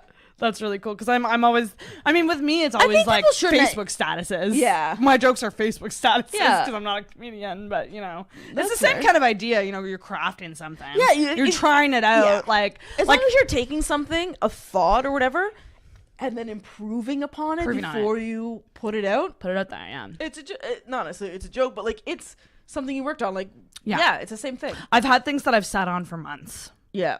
Oh, I've had like statuses that I've been like, I need to just chill and I need to like ask people and like Sometimes get their things aren't feedback. ready. Yeah, it's true. I have thoughts all the time that like I've noticed now, like I'll write a joke and then I'll be like, oh shit, I had something from like fucking 2-3 years ago that I never really thought would go anywhere, but it pairs really well with this. Right. You know? Yeah. I'm not like, sometimes I go through old notebooks, but not all of the time. But at the same time, like I'll work it in. Like, It's so cool. So cool to me to see Yeah. how people do, how everyone does it differently. yeah. Do you ever like set out to write? Like, do you ever just say like, I'm going to come home and I'm going to write?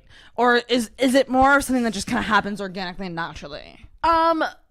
It depends what you mean. So what I'll do is I will have times where I go and write, which is me taking everything I've written down and putting it all together. But I will honestly like compiling. throughout my day, I will say stuff or write stuff that I'll put in my phone, or I'll go, or like some days I'll just not even mean to and go to write something down, and then all of a sudden it's an hour later and I've written a bunch of shit. Wow, that's so cool. Yeah. And whether it's something that's new or a thought that I'm just developing, or Right. it's taking a bunch of other material and working it in so that it flows. And building on it. Yeah. Yeah. Some people will do a thing where they're like, oh, an hour every day or an hour every second day, I'll sit down and do this, which sometimes works. It depends on my life, right? I'll go through different stints of different ways of writing, but a lot of it's like I've thought about it and then I'll process it after. Cool. Yeah. That's so cool. I'm a writer. That's how I am. Yeah. Some people are performers, some people are writers. I started as a writer who was very like deadpan on stage, and my voice didn't have a lot of emotion. I kind of just stood there and said it, and then Right. after I said it, take it as you will. Now I'm learning how to like move my body certain ways, do Right. stuff certain ways. Yeah. But like I would consider myself more of a writer than performer, but I'm learning the performing part. The performing part would be like, that would be nerve-wracking to me, because like I would just be like, how do I I'd much rather though. do this? Do I just, Oh my god, I go through do I things where I- walk? Yeah. I've done the things where like I will notice a flaw if I like record myself or someone tells me that I'm Right. doing something. Like I had someone tell me that I pull up my shirt a lot. And I was like, oh fuck, I didn't know that was a thing. So then the next 2 weeks I'll make conscious effort not to pull up my shirt. So then that becomes a thing that I don't do. Right. Yeah. That's I always forget that you guys, because comedians tape their sets. They'll like either record Sometimes, it, yeah. or they'll have I've been someone trying to get better do it. to do that all the time, at least audio. Yeah. That's And then wow. you had to. So, oh my god, when this is funny. I was telling one of my coworkers that I did karaoke the night before. Yeah. I was like, not great at it, but like I have fun. And she's like, you should tape your karaoke sets, and then you can like watch back, and then you can get better. I was like, fuck, what do you think I'm doing? Like, do you want me to? And I said this actually to on stage the other day because it was so funny to me. It was like, do you want me to like get drunk before I practice with the slur matches? Like, what the fuck? Like, I haven't had enough time like recording my comedy sets, and I'm actually going back and watching them within a timely manner. Like, what do you want me to do? Start recording my karaoke set? You're a monster. If you ever want someone to record a karaoke, I got you. Oh. I love watching fucking karaoke. Come on out to Beerley's someday. I'll get Jordan out. I love Beerley's karaoke. I would love to have a Beerley's karaoke night. Yeah, where, done. Like, we Done. Like, I'm in. Yeah. Because I usually do karaoke at the Fickle Frog, which is a different I did a show there once. Different ball game, different bar, different vibe. Yeah, it's not as Beerley's nitty-gritty as Beerley's. Oh, something about me just wants to be there. If it's a Wednesday, like, yeah, obviously I can't go out to fucking 2:00 in the morning every Wednesday. I'm 29, but like at the same time, like it just warms my heart. It's a cozy, awesome little place. Yeah, and like people come up to the stage and like if it's a good enough song you're doing, they'll come up and dance. Yeah, they'll be supportive. If someone's doing poorly, they still come up. Like, it's such a good vibe. I love that. Yeah. Yeah. Nothing better than, like, I know I don't do it all the time. I used to have to work more evenings. Right now, I'm working more Tuesday evenings, so Wednesdays are pretty good unless I work the next morning. But, like, I need to get up to Beerley's more because I do love it. Fuck yeah. Yeah. Yes, Beerley's, hosted by Catherine Robertson. Yes. Every Wednesday at 8:30. Yeah, it starts at 8:30, maybe 8:35, but get there, sit up front. Sit up front, pay what you can. And then stay for karaoke. Stay for karaoke. Make it a night. Yeah, you Make get it a whole night. $4 well shots. Oh. Yeah, the drinks really aren't bad. Yeah, as long as you're not getting like a fancy people drink, like you can. Fuck that. Like, who goes to Beerley's to get a Come on. Cosmopolitan? Can you imagine going to Beerley's of all places and being like, I'd like your finest Cosmo, please. Can I get a rack of ribs and an old fashioned? Ooh, I'd like some ribs. I I've been would like. craving I need some ribs lately. Yeah? Do you like chicken like wings? barbecue. Yes. Literally, But you don't earlier like spicy stuff. Earlier this week, I make was a damn wanting good chicken wing. Okay. I got some in my fridge right now. What I do is I get the fresh chicken wings. Yeah. From like Superstore or like wherever where it's not like the box breaded stuff. And I take the fresh chicken wings and I'll spice them up myself, cook them in the oven, then put a hot sauce spice mixture on them and cook them again. I can tame it down for people who don't like spicy as much. But like you do not need to get the box breaded wings. You can bread that shit yourself if you want it breaded, but like fresh chicken wings. I like, had an idea. Yeah? I'm going to run it by you now that we're talking about chicken wings. Because I'm going to be doing monthly comedy live streams going forward. Nice. First Saturday of every month. Ooh. Come over. There'll be booze. I'm hoping to love get. it. I mean, if it's not free booze, I'll pay for it. Like, I don't give a shit. This is how I get my friends. I'm like, just come drink. Just come drink. No, BYOB. Maybe BYOB, but also have your own staples so that if anyone doesn't. Yeah. Like, you maybe don't have one- to supply it for everybody. one like, drink. I'll be like, I'm providing vodka this Saturday, or I'm providing beer this Saturday. Yeah. But essentially, it's going to be a Or like party this every is a Saturday. Ooh. First Saturday of every month, comedy live streams. I was thinking of love like it. fun things we could do, and one of them was, have you ever heard like hot ones, like where they try different spicy wings, like and it's like different levels of spice. Yeah. Oh. I was like, how funny would it be if we had like a subject bowl, like of different subjects. Yeah. And like the challenge would be that you would have to eat like a spicy wing. Oh, I'd win every time. And like also talk about the subject. And like see if you could get through it. I actually had this idea. It wasn't my idea originally, but my friend tagged me in a video where everyone in an orchestra ate a habanero pepper or a Scotch bonnet. It's pretty much the same thing. They ate that and then they had to play a song. So as they were done chewing, they had to do it. I was like, I want to do like a comedy show that every person has to eat fucking habanero pepper and then go up, or at least if they're doing poorly, we pass it to them and they have to try to get through it. Whatever it is. I love that. I love.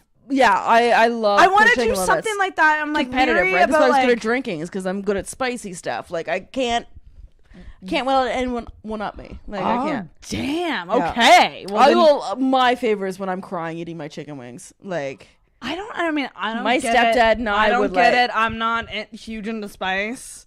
I know a lot of people who are, and I don't understand. it's because I have an but addictive I personality. Respect it. I respect it. Yeah.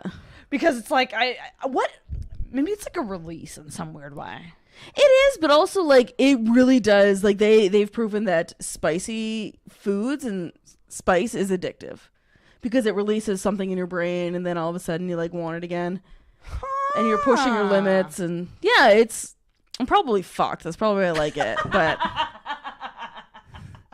it's probably personal problems. You need more drink. I do need a drink. I'll go get more ice. All right.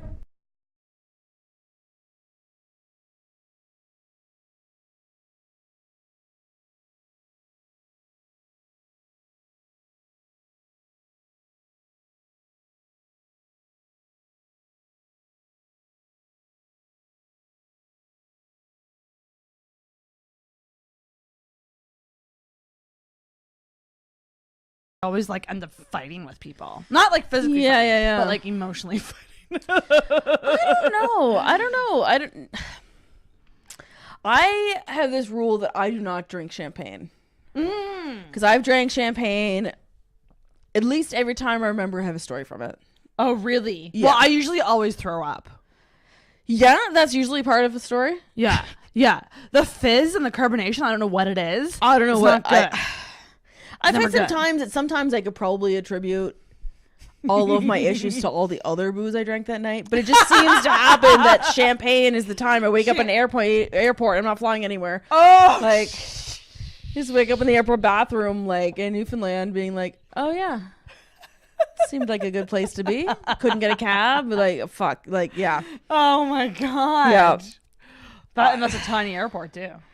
Yeah. But they had a Tim Hortons open. Oh, hell yeah. Yeah. Fucking Tim's. Oh, I hate it. Thank you. I do too. Everyone's like, I haven't won anything and rolled the rim. And I said, I win every time. Like, really? I was like, yeah, my win is that I don't drink it. I used to be okay with it. But at the same time, now I'm just like, no, it's bad. It's just my last resort. Like, I'll eat it if I have to, or eat it or drink it. Like, if I have to, but... They're turkey bacon club is good as long as you substitute the honey mustard with their spice. They used to have spicy mayo, now they just have chipotle sauce, which is fine. I can't, like, I'm one of these people that like I can't just have anything how it is. You know what I mean? Like, you gotta customize it somehow. Yeah, or like change something up with it. Yeah, like if I'm at home, like we'll have like fucking frozen dumplings or something like that. Like I can't just do that. I have to cook them up with some spice. I have to add spices. I have to add some veggies to it. Your flair. You gotta add your flair. Yeah, I have to add my flair to it. I can't just have it. If I'm gonna have a burger, it needs to have extra pickles. Like, let's be real. Oh, extra. We were talking about pickles earlier too. Yeah, I fucking love pickles. Yeah. I can't. I don't know what it is. I don't know if I'm just not okay with the norm or whatever. I don't know. I think that's a good thing. Yeah, it means that you're adventurous and you can make it your own. Yeah, and you can make it something that you like. I cook so much for Jacqueline, and I'll like instead of just having like. We'll make our own like pizzas and stuff like that. Homemade pizza. Yeah, and I can't just put the norm on. I have to have a dish for every time. I have to like variety. Yeah, variety is my favorite. I would rather have 5 little tiny things than one big same thing. Which is why I hate going for sushi because my bill always ends up being $40 or $50. Do you want to go for sushi? I would love to. At. Where? Tell me where. I will tell you where. It's called Wasabi House. Oh, I love Wasabi House. You have to go during happy hour. They always give you free shit. And I've eaten there and been full for less than $12. Yeah. With people. Yeah, because if you go at the right times. Yeah, you get, and it was only down the road from my house, but like, you get certain things, and then they just give you extra, and it's happy hour. They always give you extra. Always. It brightens my life. But like, I'm not a huge like I am working myself into sushi. Yeah, I think that's important. Yeah, dip your toes in. Don't do anything too crazy. I never liked seafood up until a couple of years ago. Yeah. There's this new place that I went to called Sushi Jet on Dutch Village. Okay, which is fairly close to here, and they're on Skip the Dishes, so you can get to Okay, nice. But we actually went there physically, and it was fucking delicious. And like the thing is like, yeah, I mean, if you constrain yourself, you can pay a decent amount. But like for me, it's like I want to try different rolls, and every roll it's like, okay, 6 pieces, 8 pieces, 10 pieces. It's like, well, fuck. I wish I could get like 3 of some, and like I wish I could split it with people, like get a couple different rolls and like everybody split. That's like, what I had to do. That's the ideal situation. Yeah, because I love variety, but I also have no willpower, so I need people who like the same kind of stuff that's willing to switch it up. Willpower is tough to have. So you didn't know you were gay until 25. We need to get in. Yeah. We need to get into this. We gotta get into this. 29. 4 years. Yeah. That's not a lot of time. Yeah. It's well, let's go back. Let's go back. Didn't think I was gay. You didn't think you were? No, I should have. Yeah. I mean, fuck. I have a brother that's gay. Oh, okay. There's 4 kids in our family, so like I should have known that it was an option. But like I said, I wasn't into it with my feelings, so like I was just trying to find the right penis, as they tell us. Even though after we come out of the closet, somebody like, well, you just haven't found the right penis yet. And I'm like, I've been trying. I tried so hard. I just didn't have feelings for any of the guys I dated. I didn't know what a crush felt like. Like I was just like, yeah, like I'll do it and I'll whatever. But like it was this should never be a thing, right? Yeah, Like let's just do this. It was right? never super fulfilling. Right. And then I was actually 24, almost 25, when like 2 months before I was 25, I slept with a woman for the first time. But like I didn't necessarily think I was gay, like right away. So by the time I was like, that was in August, end of August, and my birthday's in October, end of October. So like just before I was 25, I had slept with a woman and kind of like whatever, we had like a thing, like feelings and stuff like that. I was like, oh my god, this is what a crush feels like. Like I didn't even like have an inkling, and she was a bartender at the camp I taught at and gave me her phone number, and I was like, what the fuck is this? And then I was like, well, she seems pretty cool, like I'm not going to disregard her. Like I called a friend up and she was like, Brittany, you would never disregard or put away a friendship just because of their sexual preference or sexual orientation or anything. I was like, no, of course I wouldn't. She's like, well, give her a chance.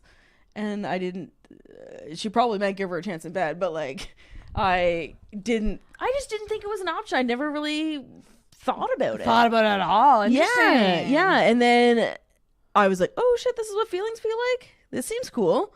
And then I tried dating guys again after, and as soon as I knew what it felt like to be with a woman, oh, interesting, at least emotionally, like, no. Yeah, I was like, I couldn't give any more to them.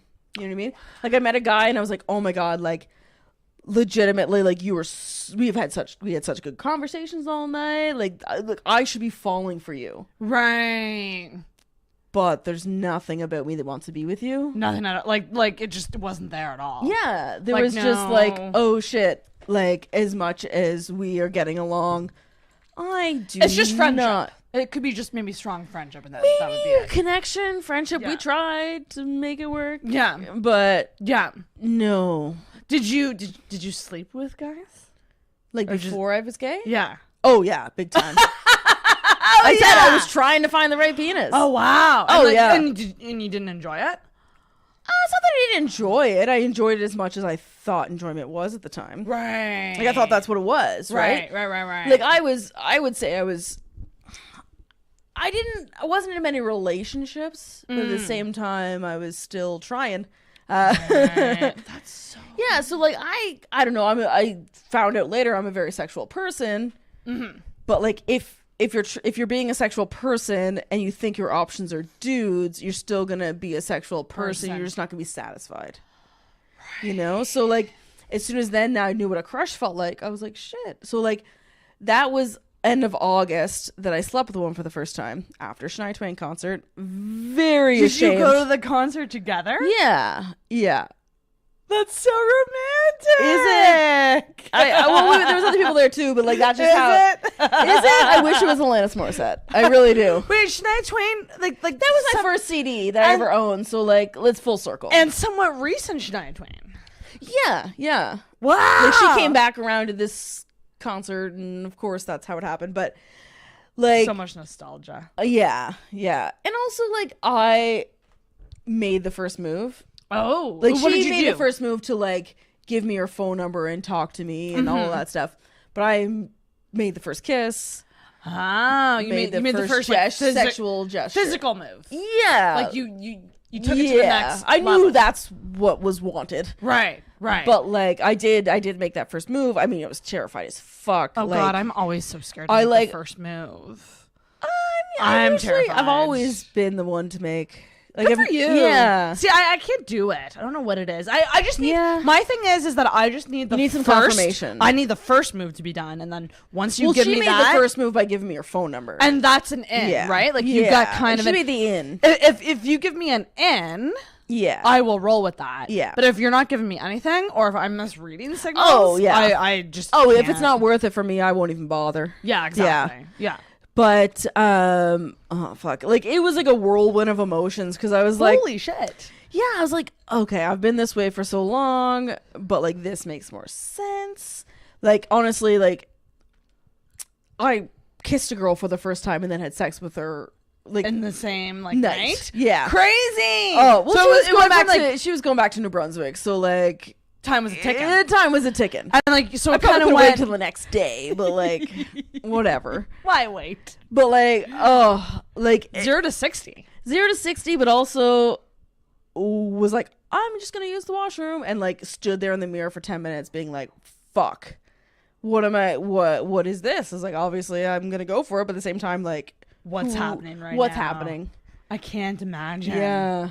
Holy moly. Like it felt right, but at the same time I was terrified. Yeah.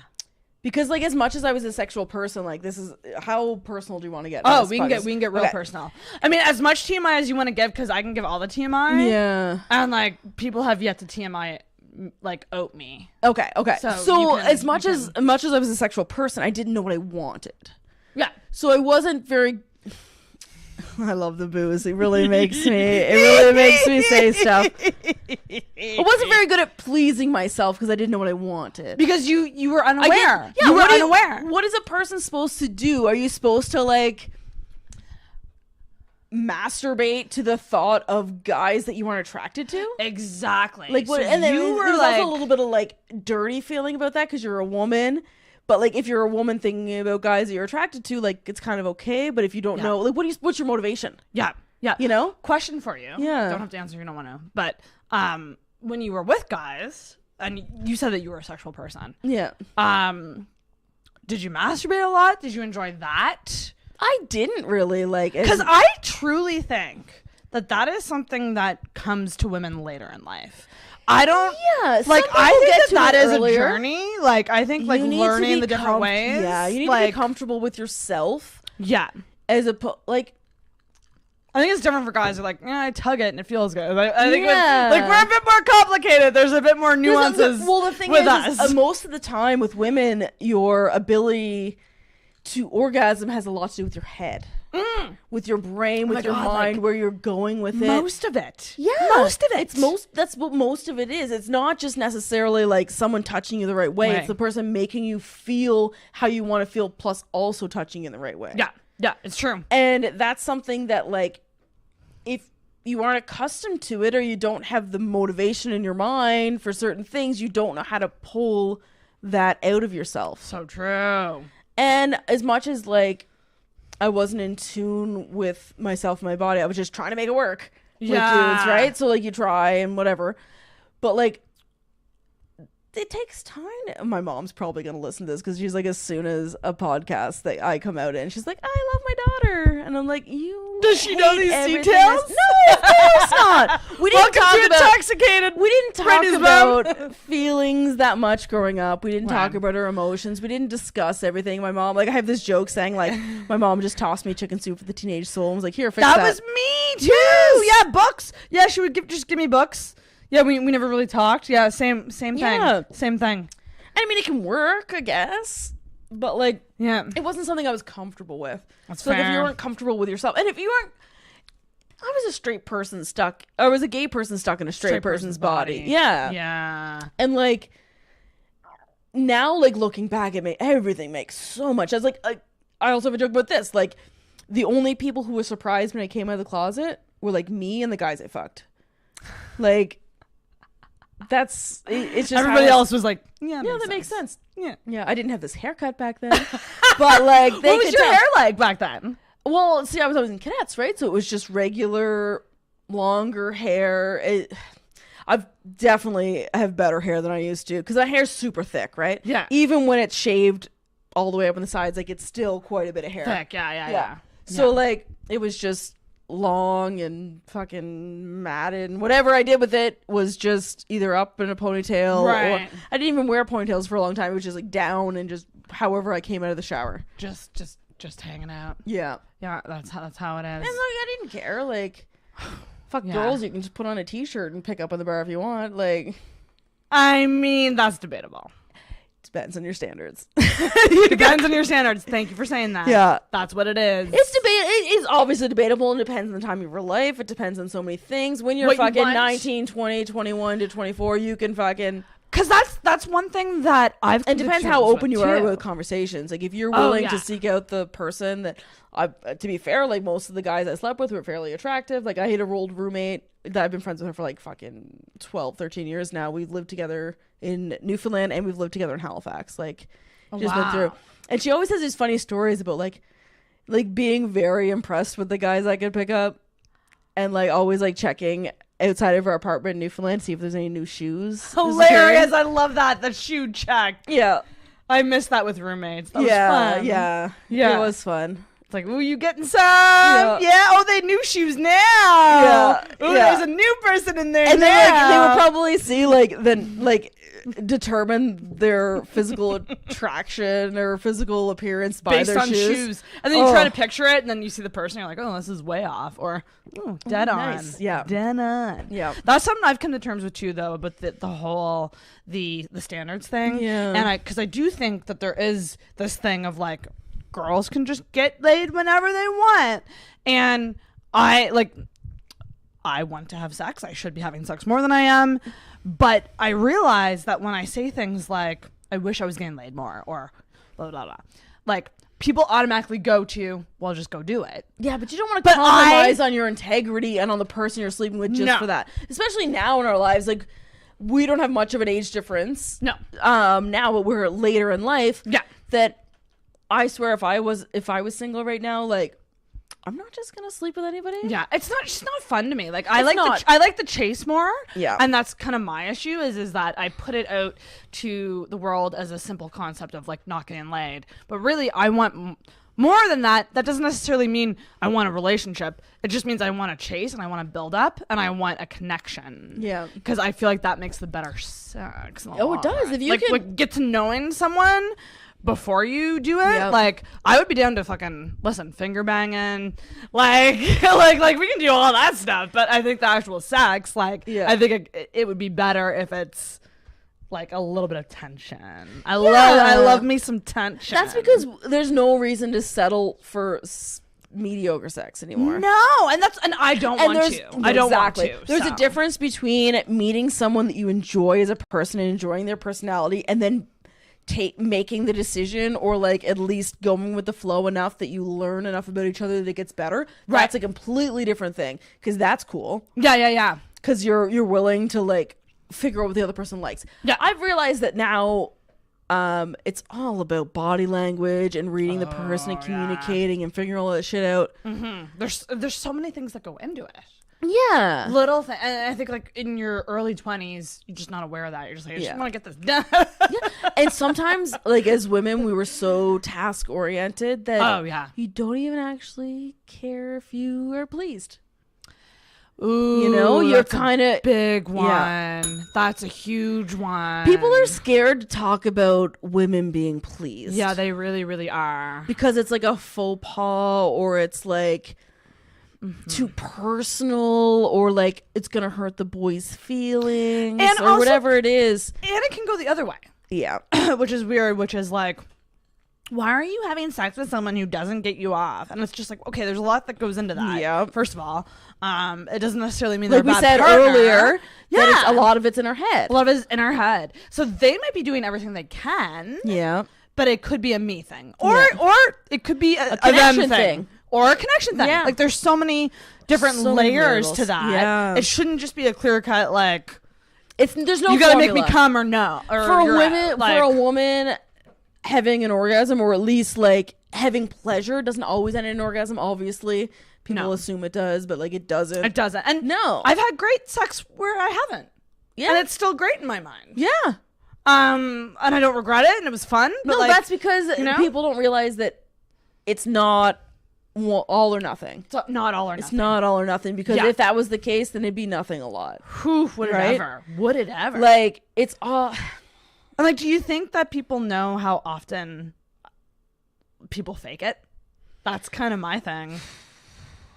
Like that's what's kind of scary because I mean, It depends because if I you, faked it a lot in my life. Not anymore. Not anymore. No, not anymore. I thought I was straight But- till I was 25. Of course I faked it so much, even after that. Like, Wow, yeah. that's because I wasn't comfortable with myself. You know what I mean? It's better to just be like, if I'm done with being touched, to make it seem like it happened. It's done because Yeah. otherwise they might not let it go. Yeah, and it's also like an ego thing, but at the same time, like at that age, no one really understood that it's not going to happen all the time. Like I'm sure I could have had That's so conversations, but we true. only sleep with Yeah. someone a couple times. You're not going to get deep into it, right? Like, And when you're young like that too, you don't realize the different kinds of orgasms that you can have. So like you just kind of think it's one thing. People and don't you're like, realize oh, it's that- not working for me in this way, so Yeah. it must never be able to work. And it's just like, no, there's No. so many different ways. I'm that it still can figuring happen. myself out. Like, Same, yeah. yeah, people don't realize that like a woman's way. I love how booze makes me talk. Oh man, Listen, we over an hour and a half in, so whoever's listening to this, they're the troopers. You've They're the already troopers. asked for it. You basically asked for You've it. earned it. Yeah. That's what I say. I'm like, over the hour point, these are the troopers. Yeah. You've Look, earned it. People need to realize that a woman, depending on the woman, is way more likely to have an orgasm from external stimulation as opposed to internal stimulation. Dude, it can happen, trust me, if you try hard enough. Dude, I cross my legs a certain way, like I'm doing right now. I can make it happen. Really? I can't. I've never said this on the podcast. I can. Well, like, I'm not gonna do it right now. no, this is very personal. but like literally, and I think that's because I discovered masturbation really young. Yeah. And the way that I discovered it was a lot of pressure Yep. and surface area and like, so that's my primary. My family called our Method. genitals a bird. Like, I'm a woman, and it was a bird. Like, Oh, like I use this as an example, and and I don't like it because people are like, how often are you doing that? But like, my mom would be like, stop scratching your bird, and they'd be like, how often are you scratching your bird that your mom, that's what sticks in your mind? I was like, it said once, and that's enough for that to stick in your mind. oh my gosh. Do you remember when you discovered like touching yourself? Because like that's a really I do, but it was not early. mine was super young. Yeah, I don't know, lots of people do, Super and I young. think that that's natural. Yeah. It just depends on the person, how comfortable you are with yourself. Yeah, there's a great show. So it's called Pen 15. Is that by Rhea Butcher? She's the writer on it. Not sure. Is it new? Fairly Web new. series? Yeah, Rhea Butcher's. It's not web though. It's on Hulu. Yes. Yeah. Yeah, and so I've never know watched it. I saw a trailer for it. I know that Rhea Butcher is one of either the writers or producers or something. and the two I main know because actors she's are a 30. lesbian comic. Oh, okay. Oh, I shouldn't say she. The pronouns are they. Oh, okay. They prefer they. But used to be married to Cameron Esposito. Oh, okay. Now separated. Rhea Butcher's funnier anyway. Like I just really connect with her more than Cameron Esposito. And I mean, Cameron Esposito, sure. Like if that's her audience loves her. Right. And but I honestly I don't connect with many queer comics because I'm sure I will. I'm sure there's many out there that are like me. I just don't see them. Everyone. Fair. It's a lot of cleaner. Yeah. Queer comics. And I just can't do it. Yeah, you a dirty comic. Yeah. And I like that you are. Because I like that you. better. Thank and you. and I would rather people, I need to hear that sometimes. I would rather people own that Yeah. than trying to Oh, fit in somewhere that they're Oh, not, I tried to you do a know? clean set once. It was taped, and I was like, they want cleaner, so I just tried to fix it up, and I watched it after, and I felt gross. And like your definition of clean is like Yeah, my definition of clean is like I still told like a joke about eating pussy, but like at the same time, it was only one. It was only one eating pussy you toned joke. it down. That was your idea. Of I clean. did. I tried as hard as I could, and I still hated it. I can't. I don't want to. It doesn't feel natural to you, and you should do it feels natural. Yeah, and like people, like I don't want to sound cocky, but I've already had some beers and some rum. I don't want to sound cocky, but people who like what I'm doing like it. No one's ever really like. And there's gonna be some people in the audience. Oh, it's a little uncomfortable, but no, Right. like I feel like I write my jokes well enough, or like spend enough time working on them that I'm not just saying dirty shit. Right. You know what I There's- mean? Yeah. My girlfriend coined my comedy which is my favorite term. She coins it as intelligently inappropriate. I love that. Yeah, and I feel like it explains me, but at the same time, I can't. I'm sure if I had to clean it up for a set, I can do it, but like, I'm not gonna love myself after. No, because I want it to be real. I think that's what comedy's supposed to be. Genuine. And, yeah, it's supposed to be genuine and real. Whether that's you being genuine and real as a clean comic, or that's you being genuine and real as an inappropriate or dirty comic. Either one, or if you're someone who can do both. Yeah. Even better. And that's a win-win. That's good too. Maybe later I'll learn that. I don't know. We'll see. You're like 4 years. Like that's a really good amount of time. But like, who knows what's gonna happen? Oh my god, I'm not gonna like. You're only gonna 4 years is nothing in the world of comedy, right? It's true. Like yeah, you're still fairly. I'm not even in school yet. You know what I mean? Like you're thinking of a baby, like like junior high, maybe. Yeah, I'm doing well. I don't know. Yeah. Like as much as like I've only been doing it 4 years, I feel like I can hold my own. I feel like I'm a pretty consistent comic. Hell yeah. If someone wants to book me, I'm not gonna tell them I can do more time than I do, and I'm not gonna tell them I can do less. Like you're very self-aware. Yeah, I try to be. Yeah, that's good. Yeah, that's really I'm good. not trying to fake with anybody. I'm just trying to be real, and I'm just like, this is what I do. If you want it, chances are your audience is gonna like it. And I really like that. I like that. Like what you see is what you get. Kind of. Yeah. Like this is what you're gonna get. This is what it is. I like that. I'm not looking to trick anybody. Like, but at the same time, like people who book shows here. Everyone here seems to book me as much as they want or don't want. I'm not complaining about any of that. But like in the world as a whole, like festivals and stuff like that. Like I'm not necessarily at that point right yet. But like. They seem to gravitate more toward clean comedy because I think they're worried to offend people, but they need to realize that the people in the audience are real humans who have experienced real things, who a lot of them have experienced the same things as us or different, and they want to hear it in the real way. Yeah, they don't want this pussyfooting around things. Yeah, they're trying to appeal. See, I can't even say a sentence with saying pussy. Pussy. I can't. That's a word that I've only recently started embracing. Saying. I used to be uncomfortable saying it out loud. But now I'm still like uncomfortable with it too sometimes. Pussy. Like I'm just like drop it. Yeah. But yeah, no, I feel like that's like they're wanting to appeal to a vast majority of people with clean, which really excludes so many people like who have dirty minds. Like there's so many of us. Do. Yeah. And if you don't, then why at a comedy show? What are you doing there? Yeah. Have you ever had reactions to your jokes in the crowd that like threw you off at all? Like anyone being like, ooh. My favorite audience, if I could pick an audience, it would be a mixture between lesbians or people who identify as queer. Yeah. I know that's more broad term or is gay. Umbrella term. Is it kind of an umbrella? Like, I don't know. Like I don't know. Queer used to be a terrible term. So I have a joke about saying like when I say queer, people are like, oh, don't do that. Yeah. But that's because you haven't realized. Right. So some people like that. Some people like gay. I prefer like as my term lesbian because it makes me feel tough or something like that. Right. But like I would love a mixture of I do really well with queer audiences. Because I'm talking to them, but like my ideal audience is a couple gay people here and there, but also some like older people, a few younger people, but like also some people who like just haven't really met any lesbians or people who speak openly about it, because I can watch their faces from the beginning of the show with like a little bit apprehensive. They're kind of like, oh, okay, kind of warming not sure how to feel it, and then by the end of my set, I can have them be like, oh shit, yeah, this is great.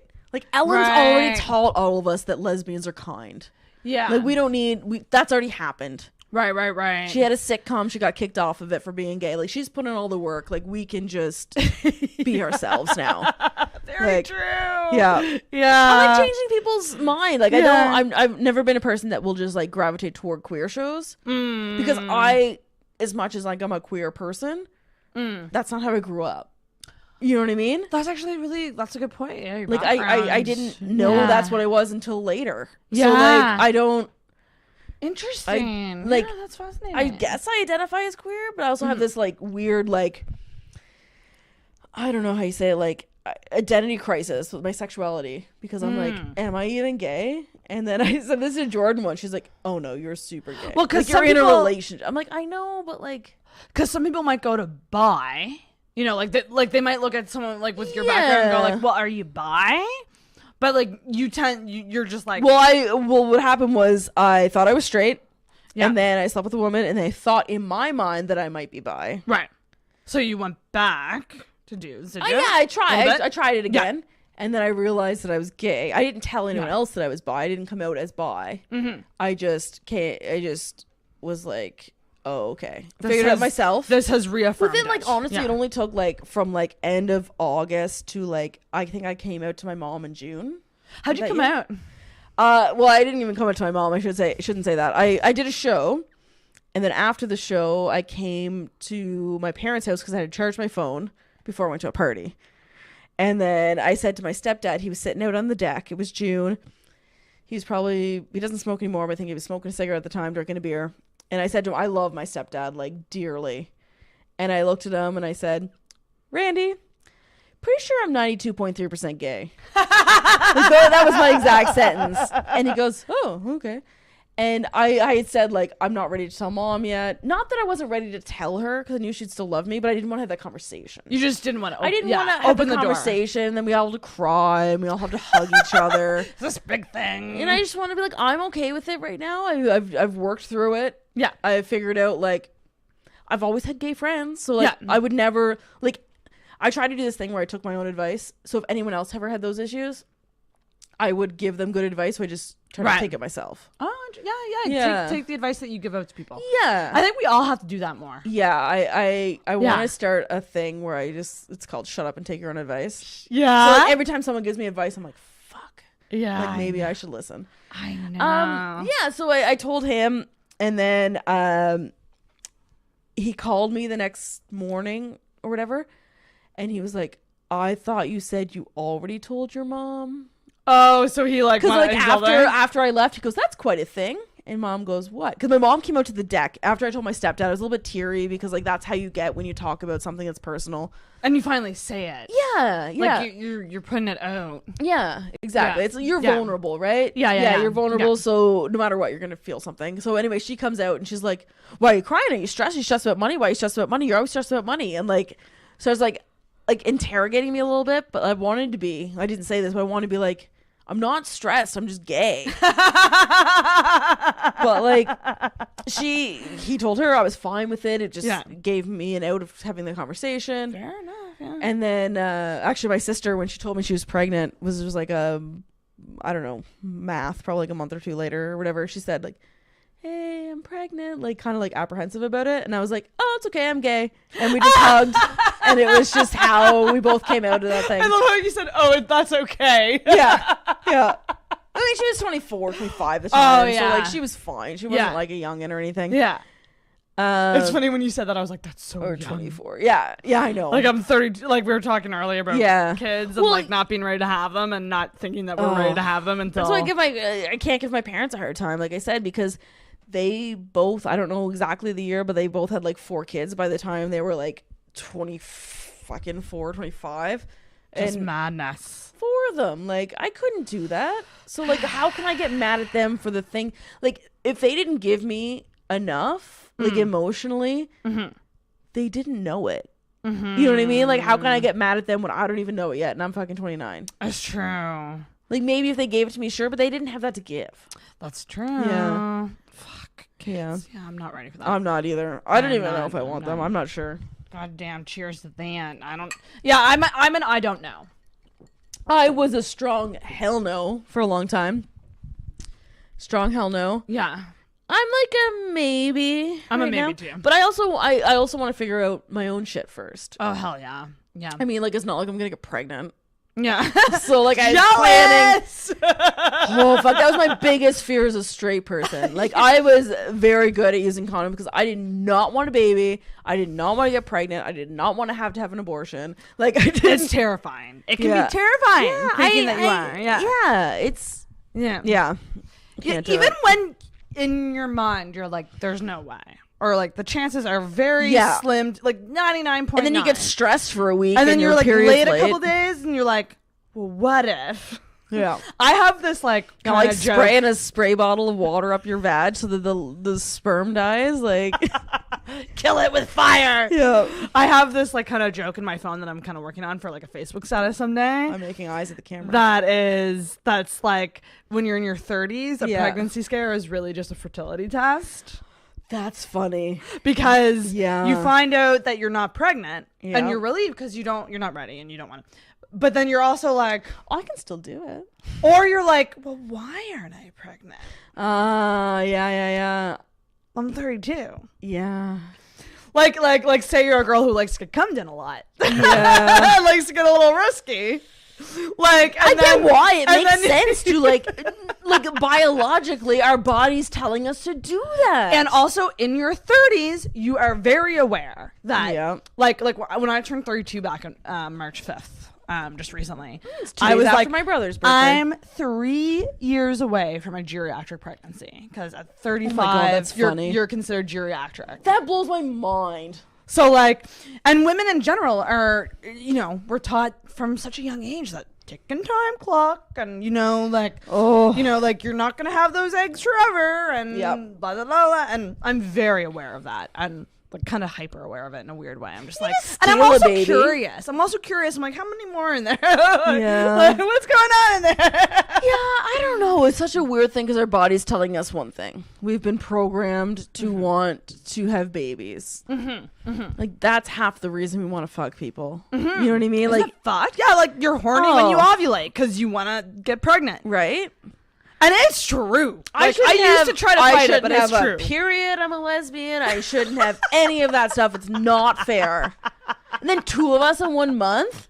Oh my god, my friends down the hall are a married lesbian couple. And they talk about it all the time about the short window they have each month to bang because of periods not syncing. Yeah.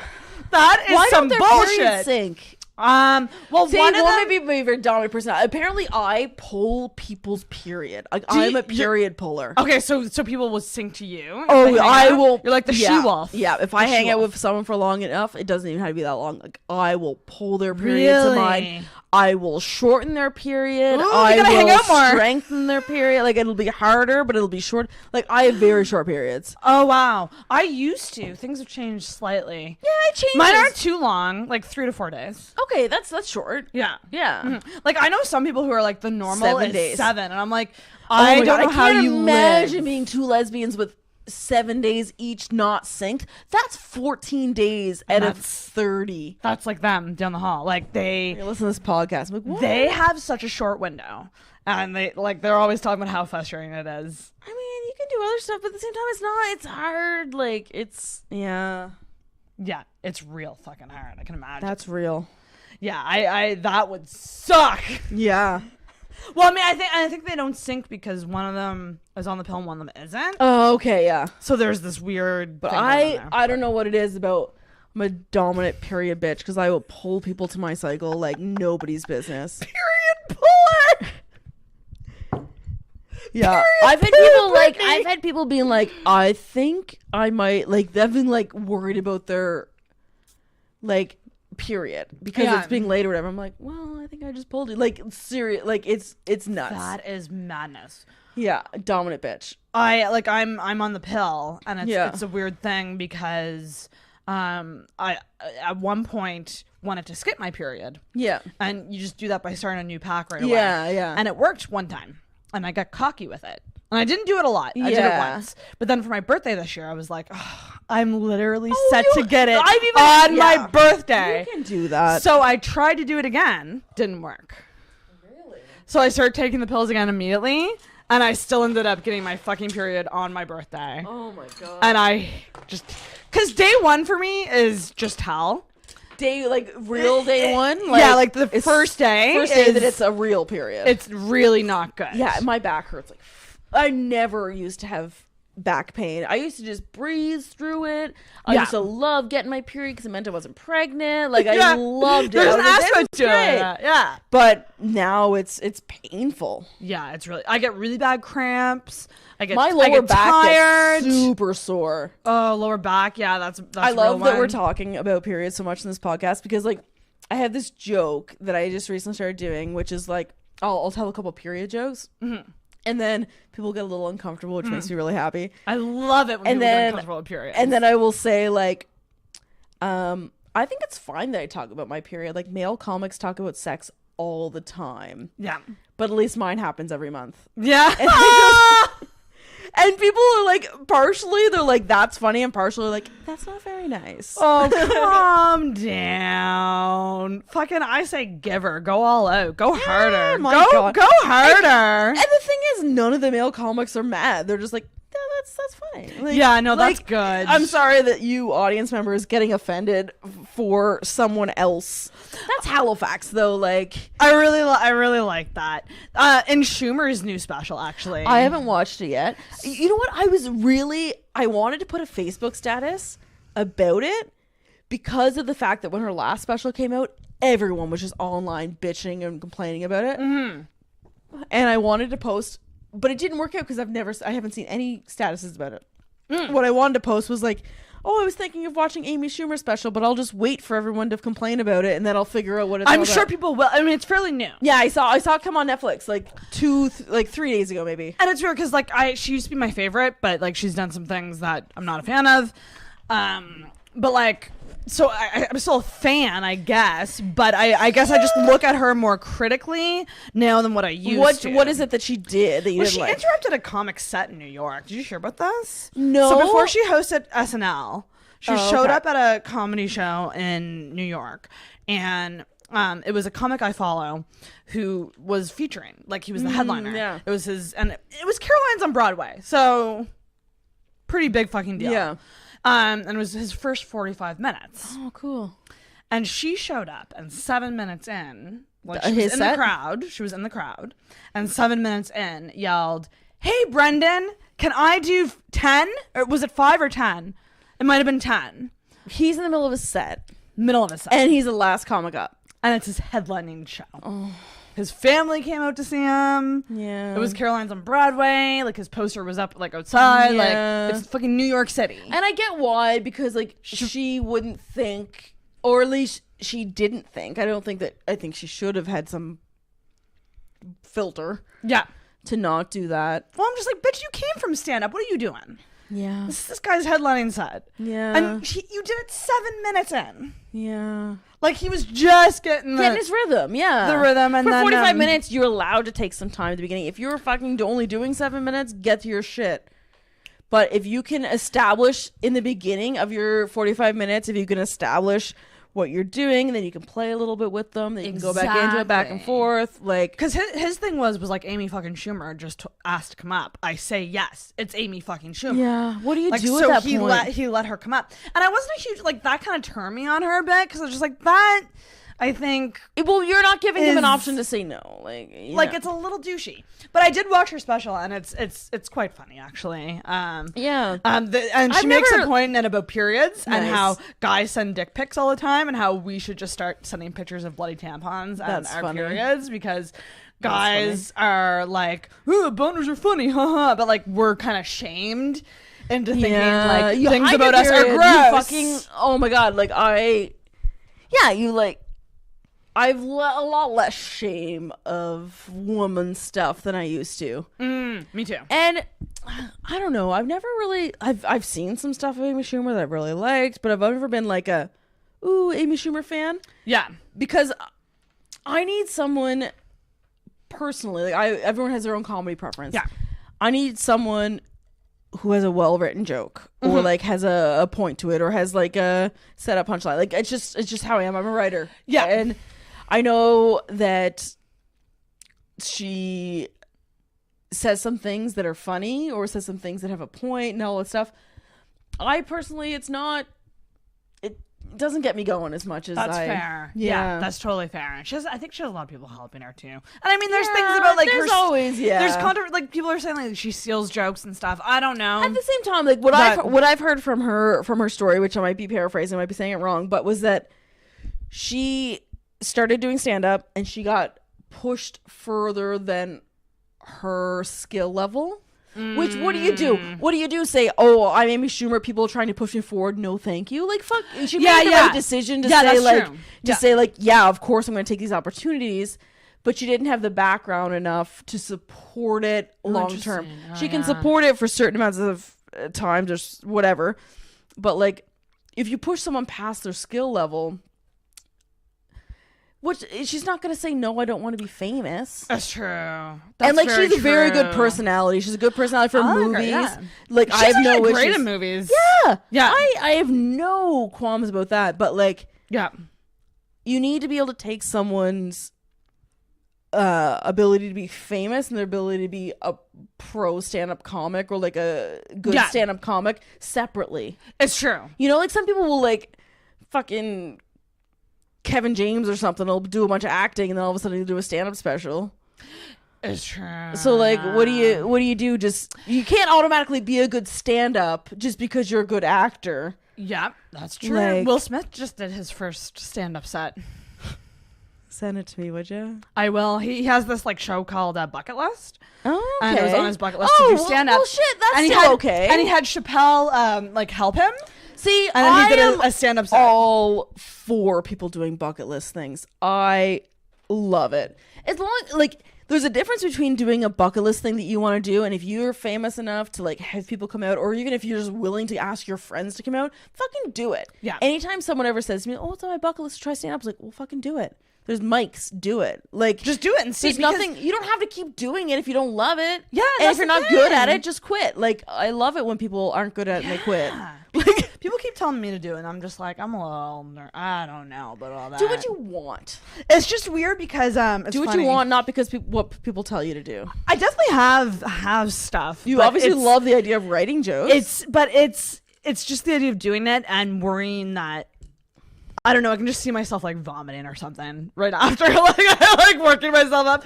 But it's weird Don't because worry about vomiting after yourself. Worry about vomiting before I've. Yeah, that's true. I never like at first. I'm never nervous. When I moved to Halifax, I also had this thing where like my lungs were a little messed up for a while. Oh shit. I feel like it's because I went canoeing and my cigarette pack got soaked. I let it dry on a picnic table and then I smoked them again. Like I feel like that might have had something to do with it. Honesty on this podcast. But at the same time, like when I first moved to Halifax, I get nervous before shows and I would just be standing outside, like probably smoking a cigarette and just throw up. Yeah. Like And that I would be just me. get nervous. You kind of work yourself up a little bit. You throw up, and I'm like, whatever, it's over now. I think that immersing myself in shows and going to so many shows has made me want to do it more, because I'm seeing it more. I'm getting a feel for it more. But it's just I don't know. I don't know what it is. There's a difference between enjoying comedy and loving it, because anyone who wants to do that, people don't realize that it's such an amazing art form. Yeah, You know it what I mean? truly is. You're not always gonna see gold, but whatever you see is gonna be entertaining, whether it's for the good or the bad. Yeah, that's very true. You know, obviously there's some shit shows, and if you're self-aware enough to like pay attention to what's happening and realize what's going on from the stage is a person's thoughts, which is so cool to me. It is. It's so great. That doesn't mean you have to be the person doing it to enjoy it. Oh, 100%. That's why But I'll if you- probably never do it. And I'll probably just keep But if doing you ever, Facebook statuses. yeah, but if you ever, which is also great. Yeah. But if you ever want to try it, don't ever hold yourself back from trying it. You know what I mean? 100%. If you want to try something on your bucket list, like why would any of us be the one to say no? Say no, yeah. And the good comedy show runners and the good comedians are the ones that are like, yeah, try it. Like, let's do this. but also at the same time, if you're really bad at it, just fucking quit. Give yourself time. That's my Not fear. you personally, but like, But also, too, I feel like I love when people quit comedy. Like, it's great. I think it's because too I'm like friends with a lot of comics. Like I would, Yeah, you I would immerse see yourself them in the scene. I would see them in the crowd, and I would just go like, if I even just make a couple of them laugh, maybe I have something. But if none of them even like, I don't know, You mean flinch, if you're on stage? Yeah. Okay, well, comics are the worst person to gear your jokes towards because It's we true, you guys, don't you guys- laugh. It's true, you don't. Sometimes you do. I've Sometimes seen I it. do. I do too. But- I do sometimes, depending on the person. First of all, if I've never seen them before, some of it's a surprise. What comics are trying to do from an audience blows my mind. We're trying to make them make an involuntary sound.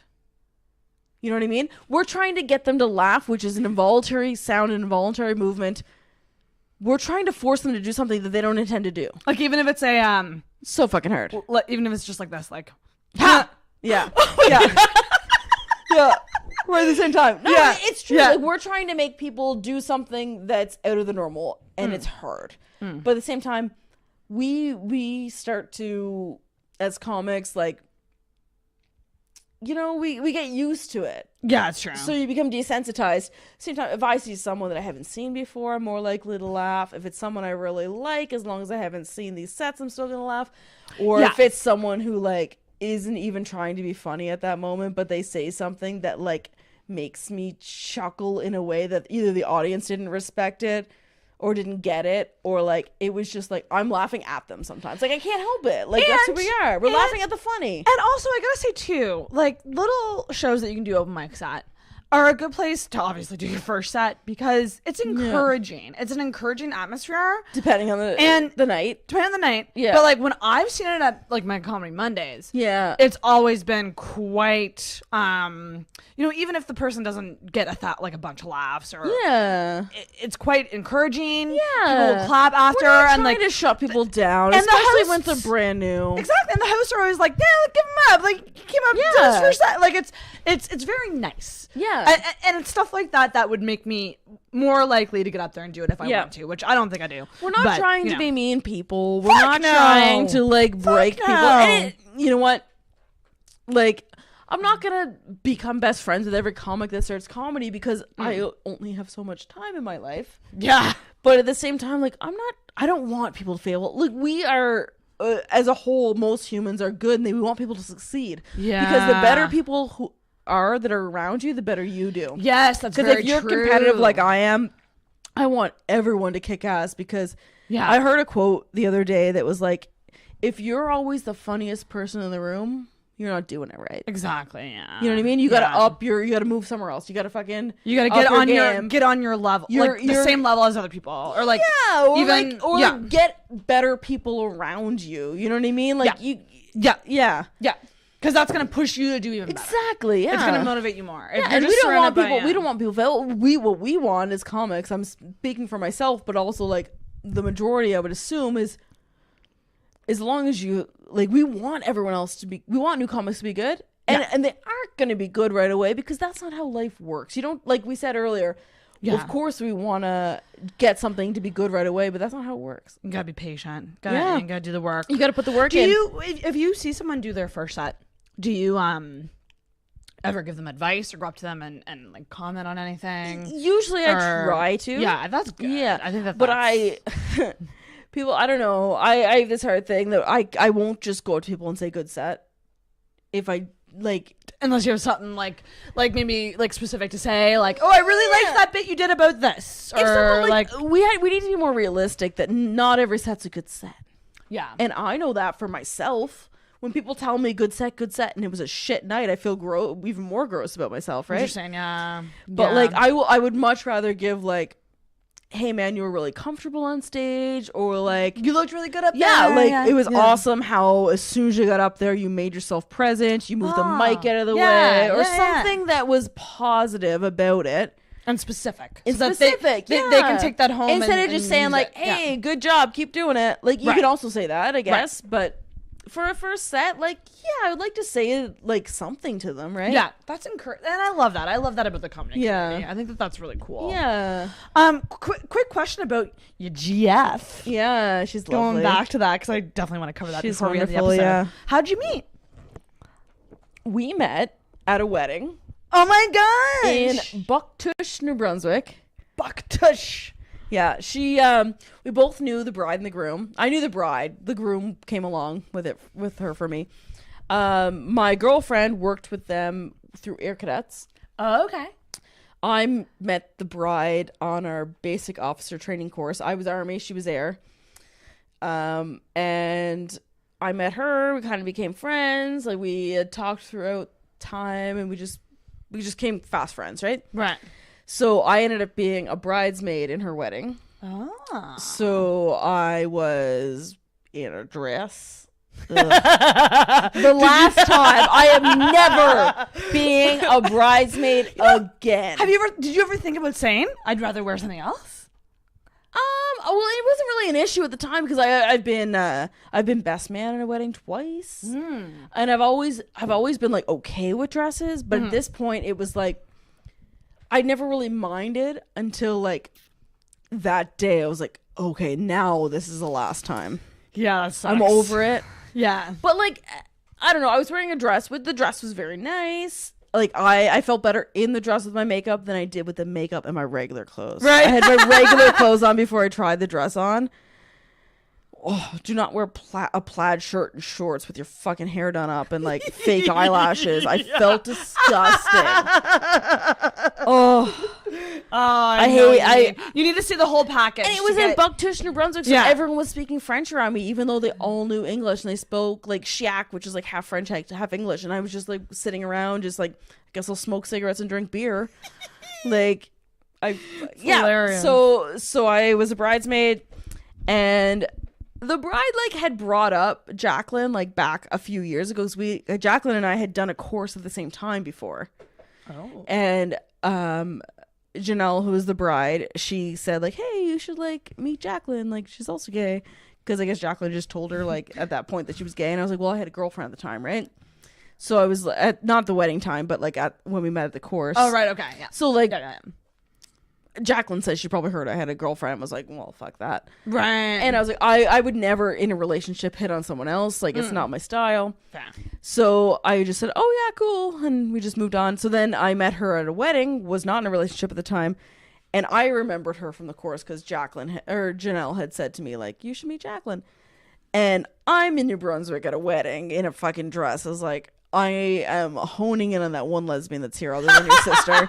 I said to Janelle, I was like, any lesbians going to be here? And she's like, well, my sister. I was like, other than your sister? Like, yeah. And she's like, well, yeah, Jacqueline's going to be here. And like, we had talked about her before. And she's like, I think you guys would like hit it off or whatever.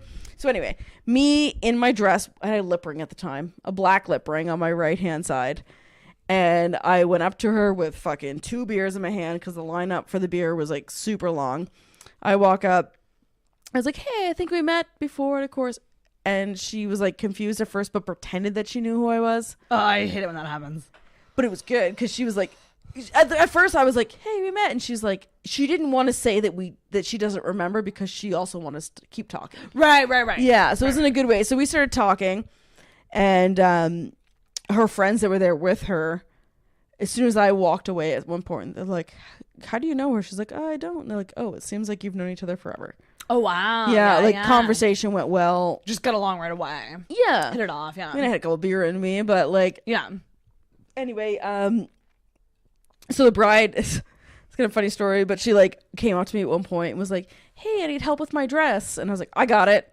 And then Jacqueline's like, you know things about dresses? I was like, not really, but I'm good with my hands. And like walked away. I was like, I can't say that. Like I can't, or I should. I don't know what I should say. But anyway, so we talked for a bit that night, and like I ended up going to like hang out with the groomsmen and stuff. I assumed it was a wedding. She was going to be there till like wee hours in the morning. Yeah. But I had walked away. Turns out she was actually super sick. Oh shit. So she ended up staying at the wedding reception for much longer than she wanted to because I was talking to her and like waiting for me to come back. Anyway, so I was clearly hitting on her, and I had hang out with some people, and I came back and she wasn't there. And I was like, oh, that's sad. Aww. But then like 2 seconds later after I came back to the room, I got a Facebook message from her. Because we weren't friends on Facebook or whatever. She was like, hey, it was really nice chatting with you. Like, if you ever want to talk, like, be friends or whatever, here's my number. And I was like, oh, okay. But anyway, I was living at PEI at the time. And she was living in the Valley at the time, also teaching at a cadet camp in the Valley. But I was moving to Halifax that September anyway. So the wedding was in the summer. And I was like, well, that's not too bad. Like, I'm already intending to move there. Mm-hmm. So anyway, we started talking over the phone or whatever. And in her mind, we were just going to become new lesbian BFFs. Friends. Yeah. In my mind, I was super hitting on her the whole time.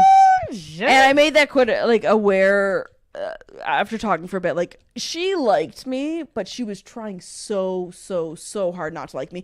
She is a complete opposite of who I am. I love hanging out, partying, chatting with people, like... pushing the limits a little bit. I'm sure if she would have scoped out her future, she would have thought like, oh, I'm probably going to be with a lawyer or Right. a doctor, Oh, interesting. Okay. or someone just kind of whatever. But like, I bring the fun, she brings the organization. She's also super fun. She just doesn't think that's what she brings. But like, we ended up, I moved to Halifax September 3rd last year, I think. Not this past September, September before. We went on our first date September 4th, and we've pretty much been in a relationship since. Like, I'm just going to be with her forever. Aww, that's adorable. That's not me. I'm a commitment issues fiend. Like, I'm not a person who would normally be like, I'm going to be with someone forever, but like, I'm just going to be with her forever. Aww, yeah. That's some sweet. Yeah, I know. We compliment each other well. Oh, that's great.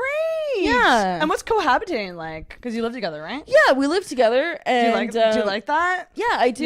Yeah. I do. Especially since last year, our first year of our relationship, she lived an hour away. I didn't have a car. She did. So like, she would come to the city as much as she could while also working, and I would take the bus to the valley as much as I could to also see her. But it just works well. She just doesn't put the pressure on me that I put on me. Oh, you know what I mean? That's nice. Yeah, like I have that's this so weird thing that important. like, maybe I was having a day relaxing, and then she'll come over and I'm like, sorry, I didn't do the dishes. She's like, I didn't ask you to. Like, it's not, you know? That seems really like the word I'm thinking of is easy. Yeah. Which like that's what we all want. I think we all want that. We all want it to not feel like work. Yeah. You know? And like, relationships can be work, don't get me wrong. But like, well, if you want them to keep progressing, you have to put the work into it, of course. you do, sure. yeah. And compromise and stuff like that. But like, the base of I like it and the the word foundation collaboration, because it shouldn't be compromise, because compromise is one person getting their way and the other person not. That's actually, or at least each half of you getting half your way. Collaboration, you can work together. Collaboration. Yeah. Not compromise. I like that. Yeah. I like that a lot. Work together so that everyone's happy with the end result. You're a team. You're a team. Yeah. You're a team. It's all about working to be communication. happy. And I told her day one, like, we went on a couple dates, and I was like, listen, I am not good with communication. I am not good with my feelings. And I presented everything, and turns out I'm not bad at those things, because I'm willing to give that to her, and she's willing to receive it and accept it and talk about it. There's no bias. She doesn't judge. I fucking lucked out. Aww, Yeah.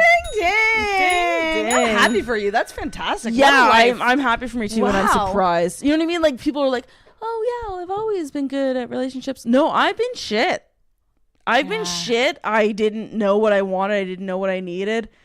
But you found your person. Yeah. She's shorter than me. I can never break up with her. I'm fucking 5'2". What about marriage? Do you ever want to get married? Is that something in your future? I never did, but yeah, I will totally marry her. Keep this sound clip for when it happens. Yeah, Sarah. I will. The video, it'll just be like playing as we get married. Well, I mean, if she's ever down, I love doing couples episodes. Yeah, well, if she's ever down, get right into deepness between us, because we will both vocalize everything. Well, what I like doing with the couples episodes, because I'm so terribly single, like I like bringing it back to that, like advice and like what do I do? She doesn't really drink, but she will do. Oh, amazing! No, I want to do more couples episodes, because I'm down. You get right into the dirt. Oh yeah. And I'm sure with you, we've only scratched the surface. Yeah. We do have to end it, because we are at 2 hours and 15 minutes. Holy shit. Plus, she'll edit out that 5 minutes we repeat. Yes. We'll do some editing. Shit. Yeah, it's better to end it before this. Thank you. This was Brittany. Holy moly guacamole. Yeah. We covered a lot. I talked about my own personal masturbation issues. This is too much. We covered childhood, we covered coming out, we covered periods, we covered cadets, we covered, and we only covered the surface of orgasm. Yeah, we'll do it again. Honestly, I'm down. You gotta come back on. I'm down. You can bring Jacqueline on. She loves a good podcast. Fuck yes. Yeah, I appreciate you, and I hope, appreciate you. I hope you know that you have great eyelashes. Are those real? No, they're totally fake. Oh, okay. Well, I also have great eyelashes. They're real. But still, anyway, I appreciate you and I thank wish they you. weren't. That would have been so amazing. No, I wear the fake eyelashes. This was so fun. Thank you so much for coming on. Thank you. Gotta you. come on the comedy live streams. We gotta do chicken wings. We gotta do sushi. Oh, I got nothing else going for me. This is I the love start it. of a beautiful friendship. Yes. Right here on the podcast. But we end. Oh, yeah. Any show plugs coming up or anything you want to plug to people? Where can they follow you? They can follow me at Brittany Makes Jokes. Brittany Makes Jokes on Instagram, right? Instagram, Facebook. Yeah, you can follow stuff. I'm probably gonna bring back my podcast someday, but like, stay tuned. It's called The Cunning Linguist. Yes, you were telling me about this. Yeah. This is great. I You should totally do it. Yeah, I'll bring it back because I didn't know what I wanted from it before. You can follow me at Brittany Makes Jokes if you want to. I don't have anything big coming up in Halifax anytime soon, but stay tuned.